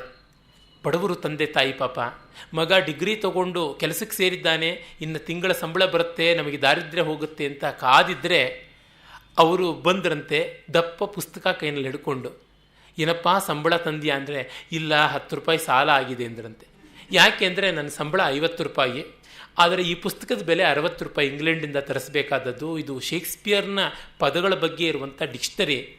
ನಾನು ಶೇಕ್ಸ್ಪಿಯರ್ನ ಕಾಲೇಜಲ್ಲಿ ಪಾಠ ಮಾಡಬೇಕು ಅಂದರೆ ಇಂಥ ಒಂದು ಡಿಕ್ಷನರಿ ಬೇಕು, ಆದರೆ ಇದಕ್ಕೆ ಇಷ್ಟು ದುಡ್ಡು ತೆರಬೇಕು, ನಾನು ಓದದೆ ಸರಿಯಾಗಿ ತಿಳ್ಕೊಳ್ಳದೆ ಪಾಠ ಮಾಡೋದು ತಪ್ಪಲ್ವಾ ಅಂತ. ಆ ತಂದೆ ಪಾಪ, ಏನಪ್ಪ ಕೆಲಸ ಬಂದ ಮೇಲೂ ಈ ತರಹ ಪುಸ್ತಕ ಕೊಳ್ಳೋದು ಉಂಟೆ ಅಂತಂದರು. ದೊಡ್ಡ ಕೆಲಸ ಮಾಡಿದ್ಯಪ್ಪ ಅಂತ ಸಮಾಧಾನ ಪಟ್ಕೊಂಡ್ರಂತೆ. ಆ ಪುಸ್ತಕ ಅವ್ರದ್ದು ನಮ್ಮ ಗೋಖಲೆ ಸಂಸ್ಥೆನಲ್ಲಿದೆ. ನನಗೆ ಆ ಕಡೆ ಹೋದಾಗಲೆಲ್ಲ ಆ ಪುಸ್ತಕ ಮುಟ್ಟುವಾಗಲೆಲ್ಲ ಎಂಥ ಪುಣ್ಯಾತ್ಮರು, ಎಷ್ಟು ಕಷ್ಟದಲ್ಲಿಯೂ ವಿದ್ಯೆಗೆ ಬೆಲೆ ಕೊಟ್ಟಂಥವರು ಅಂತ. ಮಿಲ್ಟನ್ ಹಾಗೆ ವ್ಯಾಸಂಗದಲ್ಲಿ ಮುಳುಗಿದ್ದ. ಆಗ ಒಬ್ಬ ಪತ್ರ ಬರೆದು ಕೇಳಿದ, ಗೆಳೆಯ ಏನು ಮಾಡ್ತಿದ್ಯಾ ಅಂತ. ಅದಕ್ಕೆ ಅವನು ಹೇಳ್ತಾನೆ, ನಾನು ಏನು ಮಾಡ್ತಿದ್ದೀನಿ ಅಂತ ಹೇಳಿದ್ಯಾ, ನಾನು ನನ್ನ ರೆಕ್ಕೆಗಳನ್ನು ಬಲಿಗೊಡ್ತಾ ಇದ್ದೀನಿ, ರೆಕ್ಕೆಗಳನ್ನು ಬಲಿಷ್ಠವನ್ನಾಗಿ ಮಾಡ್ತಾ ಇದ್ದೀನಿ. ಯಾಕೆ ಗೊತ್ತೇ, ಮುಂದೆ ನಾನೊಂದು ಮಹಾ ಉಡ್ಡಯನ ಮಾಡಬೇಕಾಗಿದೆ, ಗ್ರೇಟ್ ಫ್ಲೈಟ್. ಅದು ಯಾವುದು? To justify the ways of God to men. ಭಗವಂತನ ವರ್ತನೆಗಳನ್ನು ಮನುಷ್ಯರಿಗೆ ಸಮರ್ಥನೆ ಮಾಡಿ ತೋರಿಸಬೇಕಾದ ಒಂದು ಇಮ್ಮಾರ್ಟಲ್ ಎಪಿಕ್ ಮಹಾಕಾವ್ಯ ಬರೀಬೇಕಾಗಿದೆ ಅಂಥದ್ದು. ಅದು ಏನು? Time will not let go. ಕಾಲ ಇದನ್ನು ಬಿಟ್ಟುಕೊಡೋಕ್ಕೆ ಇಷ್ಟಪಡಬಾರ್ದು, ಕಾಲ ಇದನ್ನು ನಾಶ ಮಾಡೋದಕ್ಕೆ ಕೈ ಹಾಕಬಾರ್ದು, ಅಂಥ ಕೃತಿಯನ್ನು ಬರೀಬೇಕು ಅಂತ ಹೊರಟಿದ್ದೀನಿ ಅಂತ. ಅಷ್ಟೊತ್ತಿಗಾಗಲೇ ಅವನು ಕೆಲವು ಒಳ್ಳೊಳ್ಳೆ ಕವಿತೆಗಳನ್ನು ಬರೆದಿದ್ದ. ಲಾಲೆಗ್ರೋ, ಇಲ್ ಪೆನ್ಸರೋಸೋ, ಕೋಮಸ್ ಮೊದಲಾದಂಥ ದೀರ್ಘ ಕವಿತೆಗಳು. ಆಮೇಲಿಂದ ಅವನು ಲಿಸಿಡಾಸ್ ಅನ್ನುವಂಥ ಒಂದು ಎಲಿಜಿ ಮತ್ತು ಬೇರೆ ಬೇರೆ ಕವಿತೆಗಳನ್ನು, ಸಾನೆಟ್ಗಳನ್ನು ಬರೆದಿದ್ದ. ಇವಿಷ್ಟರಿಂದಲೇ ಮಿಲ್ಟನ್ನ ಒಂದು ಕವಿತ್ವ ಮತ್ತು ಅವನ ಹೆಸರು ಉಳಿಯುತ್ತೆ ಎನ್ನುವಂಥ ಒಂದು ಇತಿಹಾಸವನ್ನೇ ಇಂಗ್ಲೀಷ್ನ ಲೇಖಕರು ಬರೆದಿದ್ದಾರೆ. ಆದರೆ ಅವನು ಮುಂದೆ ನಾನು ಬರೀಬೇಕಾಗಿ ಇದೇನೋ ದೊಡ್ಡದಲ್ಲ ಅಂತ. ಕಾಳಿದಾಸ ಮೇಘದೂತದ ಹೊತ್ತಿಗೆ ಹಾಗಿದ್ದಾನೆ. ಈ ಎಲ್ಲ ಅಭಿಮಾನಗಳನ್ನು, ಮೆಚ್ಚುಗೆಗಳನ್ನು ಅವನು ತಿರಸ್ಕರಿಸ್ತಿಲ್ಲ. ಆದರೆ ಇಷ್ಟೇ, ಇಲ್ಲಿ ನಿಂತರೆ ನನಗೆ ಸದ್ಗತಿ ಇಲ್ಲ, ಇಲ್ಲಿ ನಿಂತರೆ ಶ್ರೇಯಸ್ಸಿಲ್ಲ ಅಂತ ಮುಂದೆ ಹೊರಡುವಂಥ ಸ್ಥಿತಿ. ಅದನ್ನು ಕೂಡ ಇದು ಧ್ವನಿಸುವಂಥದ್ದಾಗಿದೆ. ಹಾಗೆ ಅವನು ಮೇಲಕ್ಕೆ ಹೊರಡುವುದೇ ಈ ಮೋಡದ ಊರ್ಧ್ವಗಾಮಿತ್ವ, ಉತ್ತರಾಯಣ, ಅದು ಪರಾಯಣ ಕಾಳಿದಾಸಂದು. ಆಗ ದಶಾರಣ ಅನ್ನುವಂಥ ಪ್ರಾಂತ ಕಾಣಿಸುತ್ತೆ. ಈ ದಶಾರಣ ಅನ್ನುವುದು ಇವತ್ತು ಮಧ್ಯಪ್ರದೇಶದಲ್ಲಿ ಸಾಗರ್ ಅಂತ ಯಾವ ಪ್ರಾಂತ ಇದೆ ಅದರ ಸಮೀಪ ಬರುತ್ತೆ. ದಶಾರಣ ಅನ್ನೋದಕ್ಕೆ 10 ನದಿಗಳು ಅಲ್ಲಿ ಹರಿತಾ ಇದ್ದಂಥ ಜಾಗ ಅಂತ. ಆ ಬಗ್ಗೆ ತುಂಬ ರಿಸರ್ಚ್ ಎಲ್ಲ ಮಾಡಿದ್ದಾರೆ. ಈ ವಿದಿಶಾ ಪ್ರಾಂತಕ್ಕೆ ನಿಕಟವಾಗಿ, ವಿದಿಶಾಗೂ ಸಾಗರ್ಗೂ ಮಧ್ಯೆ ಬರುವಂಥ ಪ್ರಾಂತವನ್ನು ದಶಾರಣ ಅಂತ ಹೇಳ್ಬಿಟ್ಟು ಕರೀತಾರೆ. ಅದು ಆ ಕಾಲದಲ್ಲಿ. ಈಗ ಆ ಪ್ರಾಂತವೆಲ್ಲ ಈ ಛತ್ತೀಸ್ಗಢ ಮಧ್ಯಪ್ರದೇಶದ ಮಧ್ಯೆ ಇರುವಂಥದ್ದಾಗಿದೆ. ಆ ಒಂದು ಪ್ರಾಂತಕ್ಕೆ ನೀನು ಹೋಗಿ ತಲುಪ್ತೀಯಾ ಅಂತ ಹೇಳ್ತಾನೆ. ಅಲ್ಲಿಯ ವರ್ಣನೆ ನೋಡಿ. ಪಾಂಡುಚ್ಛಾಯೋಪವನ ವೃತಯ ಕೇತಕೈ ಸೂಚಿ ಭಿನ್ನೈರ್ ನೀಡಾರಂಭೈರ್ ಗೃಹಬಲಿ ಭುಜಾಮಾಕುಲ ಗ್ರಾಮಚೈತ್ಯ ತ್ವಯ್ಯಾಸನ್ನೇ ಪರಿಣತ ಫಲಶ್ಯಾಮ ಜಂಬೂವನಾಂತ ಸಂಪತ್ಸ್ಯಂತೆ ಕತಿಪಯ ದಿನ ಸ್ಥಾಯಿ ಹಂಸಾ ದಶಾರ್ಣ. ಮೋಡವೇ, ನೀನು ದಶಾರ್ಣ ಪ್ರಾಂತವನ್ನು ತಲುಪ್ತೀಯ. ಆ ಊರು ಅಂದರೆ ದೊಡ್ಡ ಜನಪದ, ವಿಸ್ತಾರವಾದಂಥ ಒಂದು ಕಂಟ್ರಿ ಸೈಡ್ ಅಂತೀವಲ್ಲ, ಆ ಥರದ್ದು. ಅದು ಹೇಗಿರುತ್ತೆ? ಮುಳ್ಳು ಮೊನೆಯ ಕೇದಗೆಯ ಹಳದಿ ನೆರಳುಳ್ಳ ತೋಟವಳ್ಳಿ, ಊರ ತಿರಿವ ಕಾಕಗಳ ಬಸದಿಗಳ ಹಾದಿ ಗಿಡದ ಹಳ್ಳಿ, ಮಳೆಯ ಮಾಸದಲ್ಲಿ ಜಂಬು ನೇರಿಳೆಯ ತುಂಬಿ ಬನಗಳಲ್ಲಿ, ಕೆಲವೇ ದಿವಸ ಆ ಹಂಸಗಳಿಗೆ ನೆಲೆ ಆ ದಶಾರ್ಣದಲ್ಲಿ. ದಶಾರ್ಣ ಇಂಥ ಜಾಗ ಅಂತ ಹೇಳ್ತಾನೆ. ನನಗಂತೂ ಈ ಪದ್ಯ ತುಂಬ ಪ್ರಿಯವಾದ ಪದ್ಯಗಳಲ್ಲಿ ಒಂದು. ಈ ಮೇಘದೂತಲ್ಲೆಲ್ಲ ಬುಲೆಟ್ ಪಾಯಿಂಟ್ನಲ್ಲಿ ನಿನಗೆ ಯಾವುದು ಇಷ್ಟ ಅಂತ ಹೇಳಿದ್ರೆ ಹೇಳೋದು ಬಹಳ ಕಷ್ಟ, ಎಲ್ಲವೂ ಇಷ್ಟ ಅನ್ನಬೇಕು. ಆದರೆ ಇದು ತುಂಬ ಇಷ್ಟವಾದ ಪದ್ಯಗಳಲ್ಲಿ ಒಂದು ಅಂತ. ಆ ಹಳ್ಳಿಗಳು ಉಪವನ ಅಂದರೆ ಉದ್ಯಾನಗಳಿಂದ ಎಲ್ಲ ಕೂಡಿವೆ. ನಮ್ಮ ಆಧುನಿಕ ಭಾರತದ ಹಳ್ಳಿಗಳು ಹಾಗಿರಲಿಲ್ಲ. ಪ್ರಾಚೀನ ಭಾರತದ ಹಳ್ಳಿಗಳು ಪ್ರತಿಯೊಂದು ಸ್ವಯಂಪೂರ್ಣವಾದಂಥ ಒಂದು ಘಟಕವಾಗಿತ್ತು. ಊರೊಂದು ಮೇಲೆ ಒಂದು ದೇವಸ್ಥಾನ ಇರ್ತಾ ಇತ್ತು. ದೇವಸ್ಥಾನ ಅಂತಂದರೆ ಆ ಗ್ರಾಮ ಆಲಯಾಶ್ರಿತ ಗ್ರಾಮವೋ ಅಥವಾ ಗ್ರಾಮಾಶ್ರಿತ ಆಲಯ ಇದ್ದೋ ಯಾವ ವರ್ಗ ಅಂತ. ಕೆಲವು ಊರುಗಳು ದೇವಾಲಯಕ್ಕಾಗಿರ್ತಾ ಇದ್ವು, ಆಗ ಆಲಯಾಶ್ರಿತ ಗ್ರಾಮ. ಕೆಲವು ದೇವಾಲಯಗಳು ಆ ಊರನ್ನು ಆಶ್ರಯಿಸಿರ್ತಾ ಇದ್ವು, ಆಗ ಗ್ರಾಮಾಶ್ರಿತ ಆಲಯ. ಯಾವ ತರಹ ಇದ್ದರೂ ಆ ಒಂದು ದೇವಾಲಯಕ್ಕೆ ಬೇಕಾಗುವಂಥ ಎಲ್ಲ ವ್ಯವಸ್ಥೆ ಬೇಕು.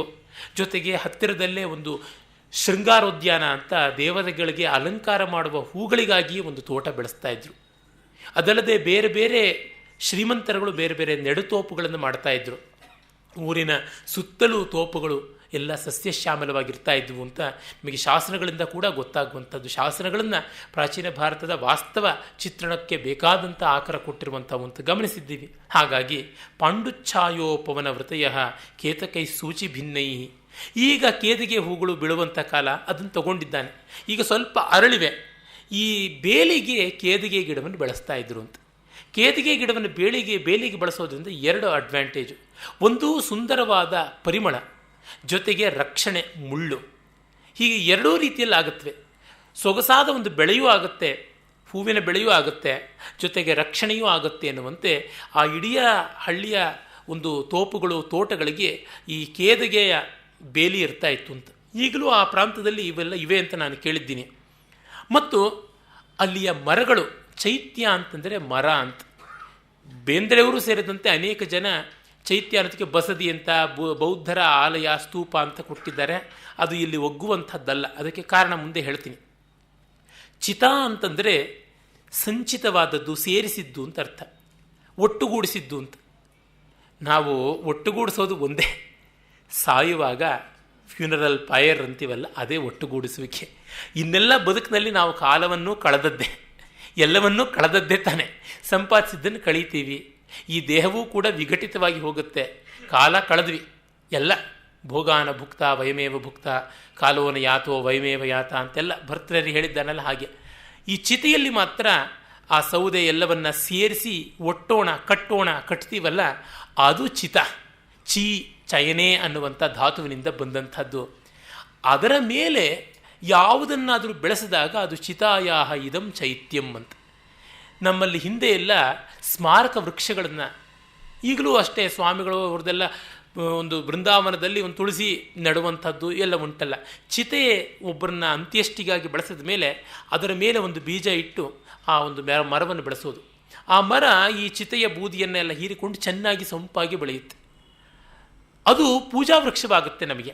ನಮ್ಮ ಪೂರ್ವಿಕರು, ನಮ್ಮ ಪಿತೃಗಳು, ನಮ್ಮ ಆತ್ಮೀಯರು ಅವರು ಸತ್ತರು, ಅವರ ಸತ್ತ ಚಿತೆಯಿಂದ ಎದ್ದಂಥ ಮತ್ತೊಂದು ಬದುಕಿದು ಮರ ಅನ್ನುವಂತೆ. ಹೀಗೆ ವೃಕ್ಷಾರಾಧನೆ ಈ ಥರ ಆರಂಭವಾಯಿತು ಅಂತ. ಜೊತೆಗೆ ಪೂಜಾ ವೃಕ್ಷಗಳು ಅಂತಲೂ ಅರ್ಥ. ಚೈತ್ಯ ಅನ್ನೋದಕ್ಕೆ ಹೀಗೆ ಚಿತೆಯಿಂದ ಬಂದಂಥ ಗಿಡಗಳು ಅನ್ನುವುದು ಪ್ರಸಿದ್ಧಾರ್ಥ ಇದ್ದರೂ ರೂಢ್ಯರ್ಥದಲ್ಲಿ ಸೇಕ್ರೆಡ್ ಟ್ರೀಸ್ ಅವು ಯಾವುವು? ಎಲ್ಲ ವೃಕ್ಷಗಳು ಸೇಕ್ರೆಡ್ ಟ್ರೀಸ್. ನಮ್ಮ ಪರಂಪರೆಯಲ್ಲಿ ಪ್ರತಿಯೊಂದು ವೃಕ್ಷವೂ ಪೂಜನೀಯವಾದ ವೃಕ್ಷ. ಎಂಥದ್ದಿರಲಿ ಅದು ಪೂಜನೀಯವಾದದ್ದು ಅಂತ. ಎಲ್ಲದಕ್ಕೂ ಬೆಲೆ ಉಂಟೇ ಉಂಟು. ಅದರೊಳಗೂ ವಿಶೇಷ ಅಶ್ವತ್ಥ, ನೆಗ್ರೋಧ, ಕಪಿತ್ಥ, ಪನಸ, ಕದಂಬ, ಬಿಲ್ವ ಈ ಥರದ್ದೆಲ್ಲ ತುಂಬ ತುಂಬ ಪ್ರಸಿದ್ಧ ವೃಕ್ಷಗಳು, ದೇವತಾ ವೃಕ್ಷಗಳು ಅಂತಲೇ ಗೌರವ ಕೊಡ್ತೀವಿ. ಆ ಮರಗಳಲ್ಲಿ ಕಾಗೆಗಳು ಗೂಡು ಕಟ್ತಾ ಇದ್ವು. ನೀಡಾರಂಭೈರ್ ಗೃಹಬಲಿ ಭುಜಾಂ ಆಕುಲ ಗ್ರಾಮ ಚೈತ್ಯಾ. ಹಳ್ಳಿಯ ಸಾಲ್ಮರಗಳು, ಪೂಜಾ ವೃಕ್ಷಗಳು ಯಾವುದಿದ್ವು ಅಲ್ಲಿ ಗೃಹಬಲಿ ಭುಜಾಂ, ಮನೆಯಲ್ಲಿ ಕಾಕಪಿಂಡ ಇಡುವಂಥದ್ದನ್ನು ತಿಂತಾ ಇದ್ದಂಥವು ಕಾಗೆಗಳು ಅಂತ. ಮನೆಯಲ್ಲಿ ಪಕ್ಷಿಗಳಿಗೆ ಇಟ್ಟಂಥ ಆಹಾರವನ್ನು ಕಾಗೆಗಳೇ ತಿಂತಾ ಇದ್ದಿದ್ದಾಗಲೂ ಈಗಲೂ. ಆದರೆ ಈ ಗೃಹಬಲಿ ಭುಜಾಂ ಅನ್ನುವ ಶಬ್ದವನ್ನು ಕಾಗೆಗೆ ಬಳಸಿದ್ರಿಂದ ಕಾಳಿದಾಸ ಕಾಗೆಗೆ ಎಷ್ಟು ಗೌರವ ಕೊಟ್ಟಿದ್ದಂತ. ಸಾಮಾನ್ಯವಾಗಿ ನಮ್ಮ ಕಾವ್ಯಗಳಲ್ಲೆಲ್ಲ ಕಾಗೆಯನ್ನು ತಾತ್ಸಾರ ಮಾಡುವುದೇ ಕಾಣುತ್ತೆ. ಕಾಗೆ ತುಂಬ ಒಳ್ಳೆಯ ಪ್ರಾಣಿ. ಅದು ಪಕ್ಷಿ ಅಂತಲ್ಲ, ಪ್ರಾಣಿ ಅಂತಲ್ಲ, ಸತ್ವ ಇರೋದೆಲ್ಲ ಪ್ರಾಣಿ ತಾನೆ. ಆ ಕಾಗೆ natural scavenger of our country side cities ಅಂತ. ಮತ್ತು ಅದು ದೀರ್ಘಕಾಲ ಬಾಳುತ್ತೆ, ಶುಚಿಯಾಗಿ ಇರುತ್ತೆ. ಹೀಗೆ ಅದಕ್ಕೆ ಅದರದೇ ಆದಂಥ ಅನುಕೂಲತೆ ಉಂಟು, ಅನುಕೂಲ್ಯ. ಅಂತಹ ಕಾಗೆಗಳು ಬಲಿಭುಕ್, ಅವಕ್ಕೆ ಆ ಒಂದು ಪ್ರಿವಿಲೇಜ್. ಈ ಪಿತೃದೇವತೆಗಳ ಭಾಗವನ್ನು ತಿನ್ನೋದಕ್ಕೆ ಕಾಗೆಗಳು ಉಂಟು. ಅವು ತಿಂತಾ ಇದ್ವು. ಜೊತೆಗೆ ನಾನು ಮೊನ್ನೆಯೇ ಹೇಳಿದ್ದೆ, ಈ ವಿರಹಿಣಿಯರು ಕಾಕಪಿಂಡವನ್ನು ಇಡೋಕೆ ಬರ್ತಾ ಇದ್ರು, ಕಾಗೆ ಲಾಗ ಹಾಕಿದ್ರೆ ಶುಭಶಕುನ ಆತ್ಮೀಯರು ಬರ್ತಾರೆ ಅಂತೆಲ್ಲ ಹೇಳಿಬಿಟ್ಟು. ಇವನ ಹೆಂಡತಿ ಕೂಡ ಕಾಕಪಿಂಡ ಇರ್ತಿರ್ತಾಳೆ, ಹಾಗಾಗಿ ಕಾಗೆ ಲಾಗ ಹಾಕಿ ಇವನ ಆಗಮನವನ್ನು ತೋರಿಸುತ್ತೆ ಅಂತ ಕಾಗೆಯ ಬಗ್ಗೆ ಪಕ್ಷಪಾತ ಕೂಡ ಯಕ್ಷನಿಗೆ. ಹೀಗಾಗಿ ಗೃಹಬಲಿ ಭುಜಾಂ ಆಕುಲ ಗ್ರಾಮ ಚೈತ್ಯ. ಗೂಡನ್ನು ಕಟ್ಟಬೇಕು ಅಂತ ಅವು ತುಂಬ ಕೋಲಾಹಲ ಮಾಡ್ತಾ ಇರ್ತವೆ. ಕಾಗೆ ಕೋಲಾಹಲ ಅಂದರೆ ಅಲ್ಪ ಸ್ವಲ್ಪವೇ. ಕೋಗಿಲೆ ಇದೋ, ಗಿಳಿಯದೋ, ಗುಬ್ಬಿ ಇದೋ, ಪಾರಿವಾಳದ್ದೋ ಅಷ್ಟಲ್ಲ. ಕಾಗೆಯ ಕೋಲಾಹಲ. ನಾವು ಕಾಗೆ ಬಳಗ ಅಂತ ಬೇರೆ ಹೇಳ್ತೀವಲ್ಲ, 10 ಕಾಗೆಗಳು, 100 ಕಾಗೆಗಳು ಕಾವಂತ ಬಂದು ಎಲ್ಲ ಕೋಲಾಹಲವಾಗಿ ಗಲಗಲ ಅಂತ ಮರವನ್ನೆಲ್ಲ ಪ್ರತಿಧ್ವನಿಸುವಂತೆ ಗೂಡನ್ನು ಕಟ್ಟುವುದು. ಯಾಕೆ? ಬ್ರೀಡಿಂಗ್ ಸೀಸನ್ ಮುಂದೆ ಇದೆ. ಮಳೆ ಮುಗಿದ ತಕ್ಷಣ ಶರತ್ಕಾಲ ಇವುಗಳಿಗೆ ಬ್ರೀಡಿಂಗ್ ಸೀಸನ್. ನೋಡಿ, ನಮ್ಮ ಪಕ್ಷಿಗಳಿಗೆ ಇದ್ದಂಥ ಬುದ್ಧಿ ಮಾನವರಿಗಿಲ್ಲ. ಮದುವೆ ಆಗೋದಕ್ಕೆ ಮುಂಚೆ, ಮಕ್ಕಳಿಗಿಂತ ಮುಂಚೆ ಮನೆ ಕಟ್ಕೊಳ್ಬೇಕು ಅಂತ ಅವುಗಳ ಸೂತ್ರ. ಹೀಗೆ ಮೊದಲು ಗೂಡನ್ನು ಕಟ್ಕೊಳ್ತವೆ ಕಾಗೆಗಳು. ಇಲ್ಲಿ ಬಸದಿ ಯಾಕಾಗಬಾರ್ದು? ಬೇಂದ್ರೆಯವರು ಹೇಳಿದ್ದಾರೆ, ಚೈತ್ಯ ಯಾಕಾಗಬಾರ್ದು? ಎಷ್ಟೋ ಜನ ಕಾಳಿದಾಸನಿಗೆ ಬೌದ್ಧರನ್ನ ಕಂಡ್ರೆ ಆಗ್ತಾ ಇರಲಿಲ್ಲ. ಅದಕ್ಕೋಸ್ಕರವೇ ಬೌದ್ಧರ ಚೈತ್ಯಗಳು, ಬೌದ್ಧರ ಸ್ತೂಪಗಳು ಇವೆಲ್ಲ ಕೂಡ ಹಾಳು ಬಿದ್ದೋಗಿದ್ವು ಅನ್ನೋದನ್ನು ಸೂಚನೆ ಮಾಡ್ತಾನೆ, ಕಾಗೆ ಗೂಡು ಕಟ್ಕೊಂಡಿತ್ತು ಅಂತ. ಆದರೆ ಬೇಂದ್ರೆಯವರಿಗಾಗಲಿ ಇವರಿಗಾಗಲಿ ಕಾಳಿದಾಸನಿಗಿದ್ದ ಪರಿಶೀಲನೆ ಇಲ್ಲ. ಯಾಕೆ? ಕಾಗೆ ಮನೆ ಒಳಗಾಗಲಿ ಬಿಲ್ಡಿಂಗಲ್ಲಾಗಲಿ ಗೂಡು ಕಟ್ಟೋಲ್ಲ. ಅದು ಕಡ್ಡಿಗಳನ್ನು ತಂದು ಕಟ್ಟುವಂಥ ಗೂಡಿಗೆ ಮನೆಗಳಲ್ಲಿ, ಬಿಲ್ಡಿಂಗ್ಗಳಲ್ಲಿ ಅವಕಾಶ ಆಗೋಲ್ಲ. ಮರಗಳ ಕೊಂಬೆಗಳಲ್ಲಿಯೇ ಗೂಡು ಕಟ್ಟುವಂಥದ್ದು. ಸಾಮಾನ್ಯ ಬರ್ಡ್ ವಾಚಿಂಗು ಎಲ್ಲ ಮಾಡಿದಾಗ ನಮಗೆ ಗೊತ್ತಾಗುತ್ತೆ ಅವುಗಳ ನ್ಯಾಚುರಲ್ ಹ್ಯಾಬಿಟೇಷನ್ ಹೇಗೆ, ಅವುಗಳ ನೆಸ್ಟ್ ಬಿಲ್ಡಿಂಗ್, ಗೂಡನ್ನು ಕಟ್ಟುವ ರೀತಿ ಹೇಗೆ. ಕಾಗೆಗಳು ಲಾಯಕ್ಕಿಂದ, ಶತಮಾನಗಳಿಂದ, ಸಹಸ್ರಮಾನಗಳಿಂದ ಒಂದೇ ರೀತಿ ಕಡ್ಡಿಯಾಗಿ ಗೂಡು ಕಟ್ತಾ ಬರ್ತಾವೆ. ಇಲ್ಲಿ ನೋಡಿ, ಗುಬ್ಬಿಗಳು ಮನೆ ಒಳಗೆ ಗೂಡು ಕಟ್ಟುತ್ತವೆ, ಪಾರಿವಾಳಗಳು ಗೂಡನ್ನೇ ಕಟ್ಟುವುದಿಲ್ಲ, ಗಿಳಿಗಳು ಗೂಡು ಕಟ್ಟೋಲ್ಲ. ಗಿಳಿಗಳು ಕಲ್ಲ ಪೊಟ್ರೆಗಳಲ್ಲಿ, ಮರದಲ್ಲಿ ಸಹಜವಾಗಿ ಆಗಿರ್ತಕ್ಕಂತಹ ಪೊಟ್ರೆಗಳಲ್ಲಿ, ಅಥವಾ ಯಾವುದಾದರೂ ಒಂದು ಬೆಟ್ಟದ ತಪ್ಪಲಿನಲ್ಲಿ ಇರುವಂತಹ ಒಂದು ಸಣ್ಣ ಗುಹೆಯಂತಹ ಜಾಗದಲ್ಲಿ, ಹೀಗಿರುವಂಥ ಸ್ಥಳಗಳಲ್ಲಿ ಕಟ್ಟುತ್ತವೆ. ಅವು ಗೂಡನ್ನು ಮರಿ ಮಾಡ್ಕೊಳ್ಳುತ್ತವೆ, ಗೂಡು ಅಂತ ಪ್ರತ್ಯೇಕವಾಗಿ ಕಟ್ಟೋದಿಲ್ಲ.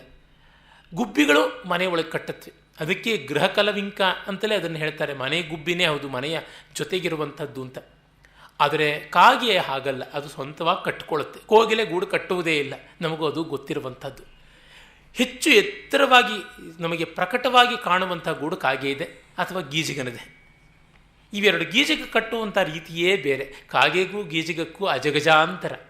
ಗೀಜಿಗ ಅದೆಷ್ಟು ಮೆಹನತ್ತಿಂದ, ಅದೆಷ್ಟು ಮುತುವರ್ಜಿಯಿಂದ ತುತ್ತ ತುದಿಯ ರಂಬೆಯಲ್ಲಿ ಆ ನಾರನ್ನು ಹಾಕಿ ಸುತ್ತಿ ಕಟ್ಟಿ ಮಾಡಿ ಎಲ್ಲ ಮಾಡಿಕೊಂಡು ಬರುತ್ತೆ.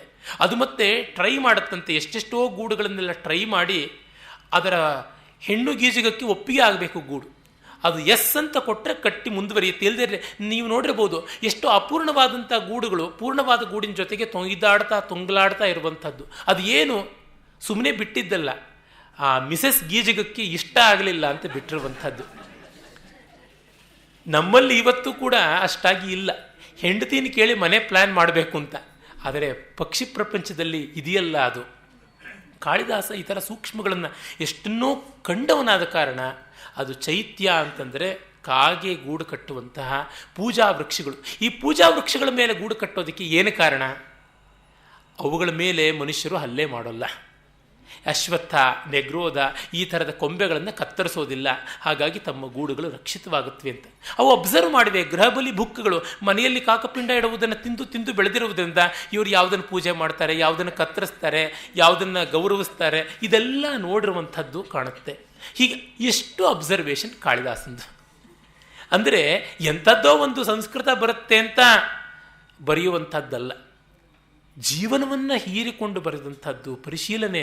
ಮತ್ತು ನಾನು ಎಷ್ಟು ಪರಿಶೀಲನೆ ಮಾಡಿದ್ದೀನಿ ಎನ್ನುವುದಿಲ್ಲ. ಇದನ್ನು ಬೇರೆ ಕವಿ ಆಗಿದ್ರೆ 4 ಪದ್ಯದಲ್ಲಿ ಬರೀತಾ ಇದ್ದೆ, ಇವನು ಒಂದು ಸಾಲಲ್ಲಿ ತೀರಿಸಿಬಿಡ್ತಾನೆ.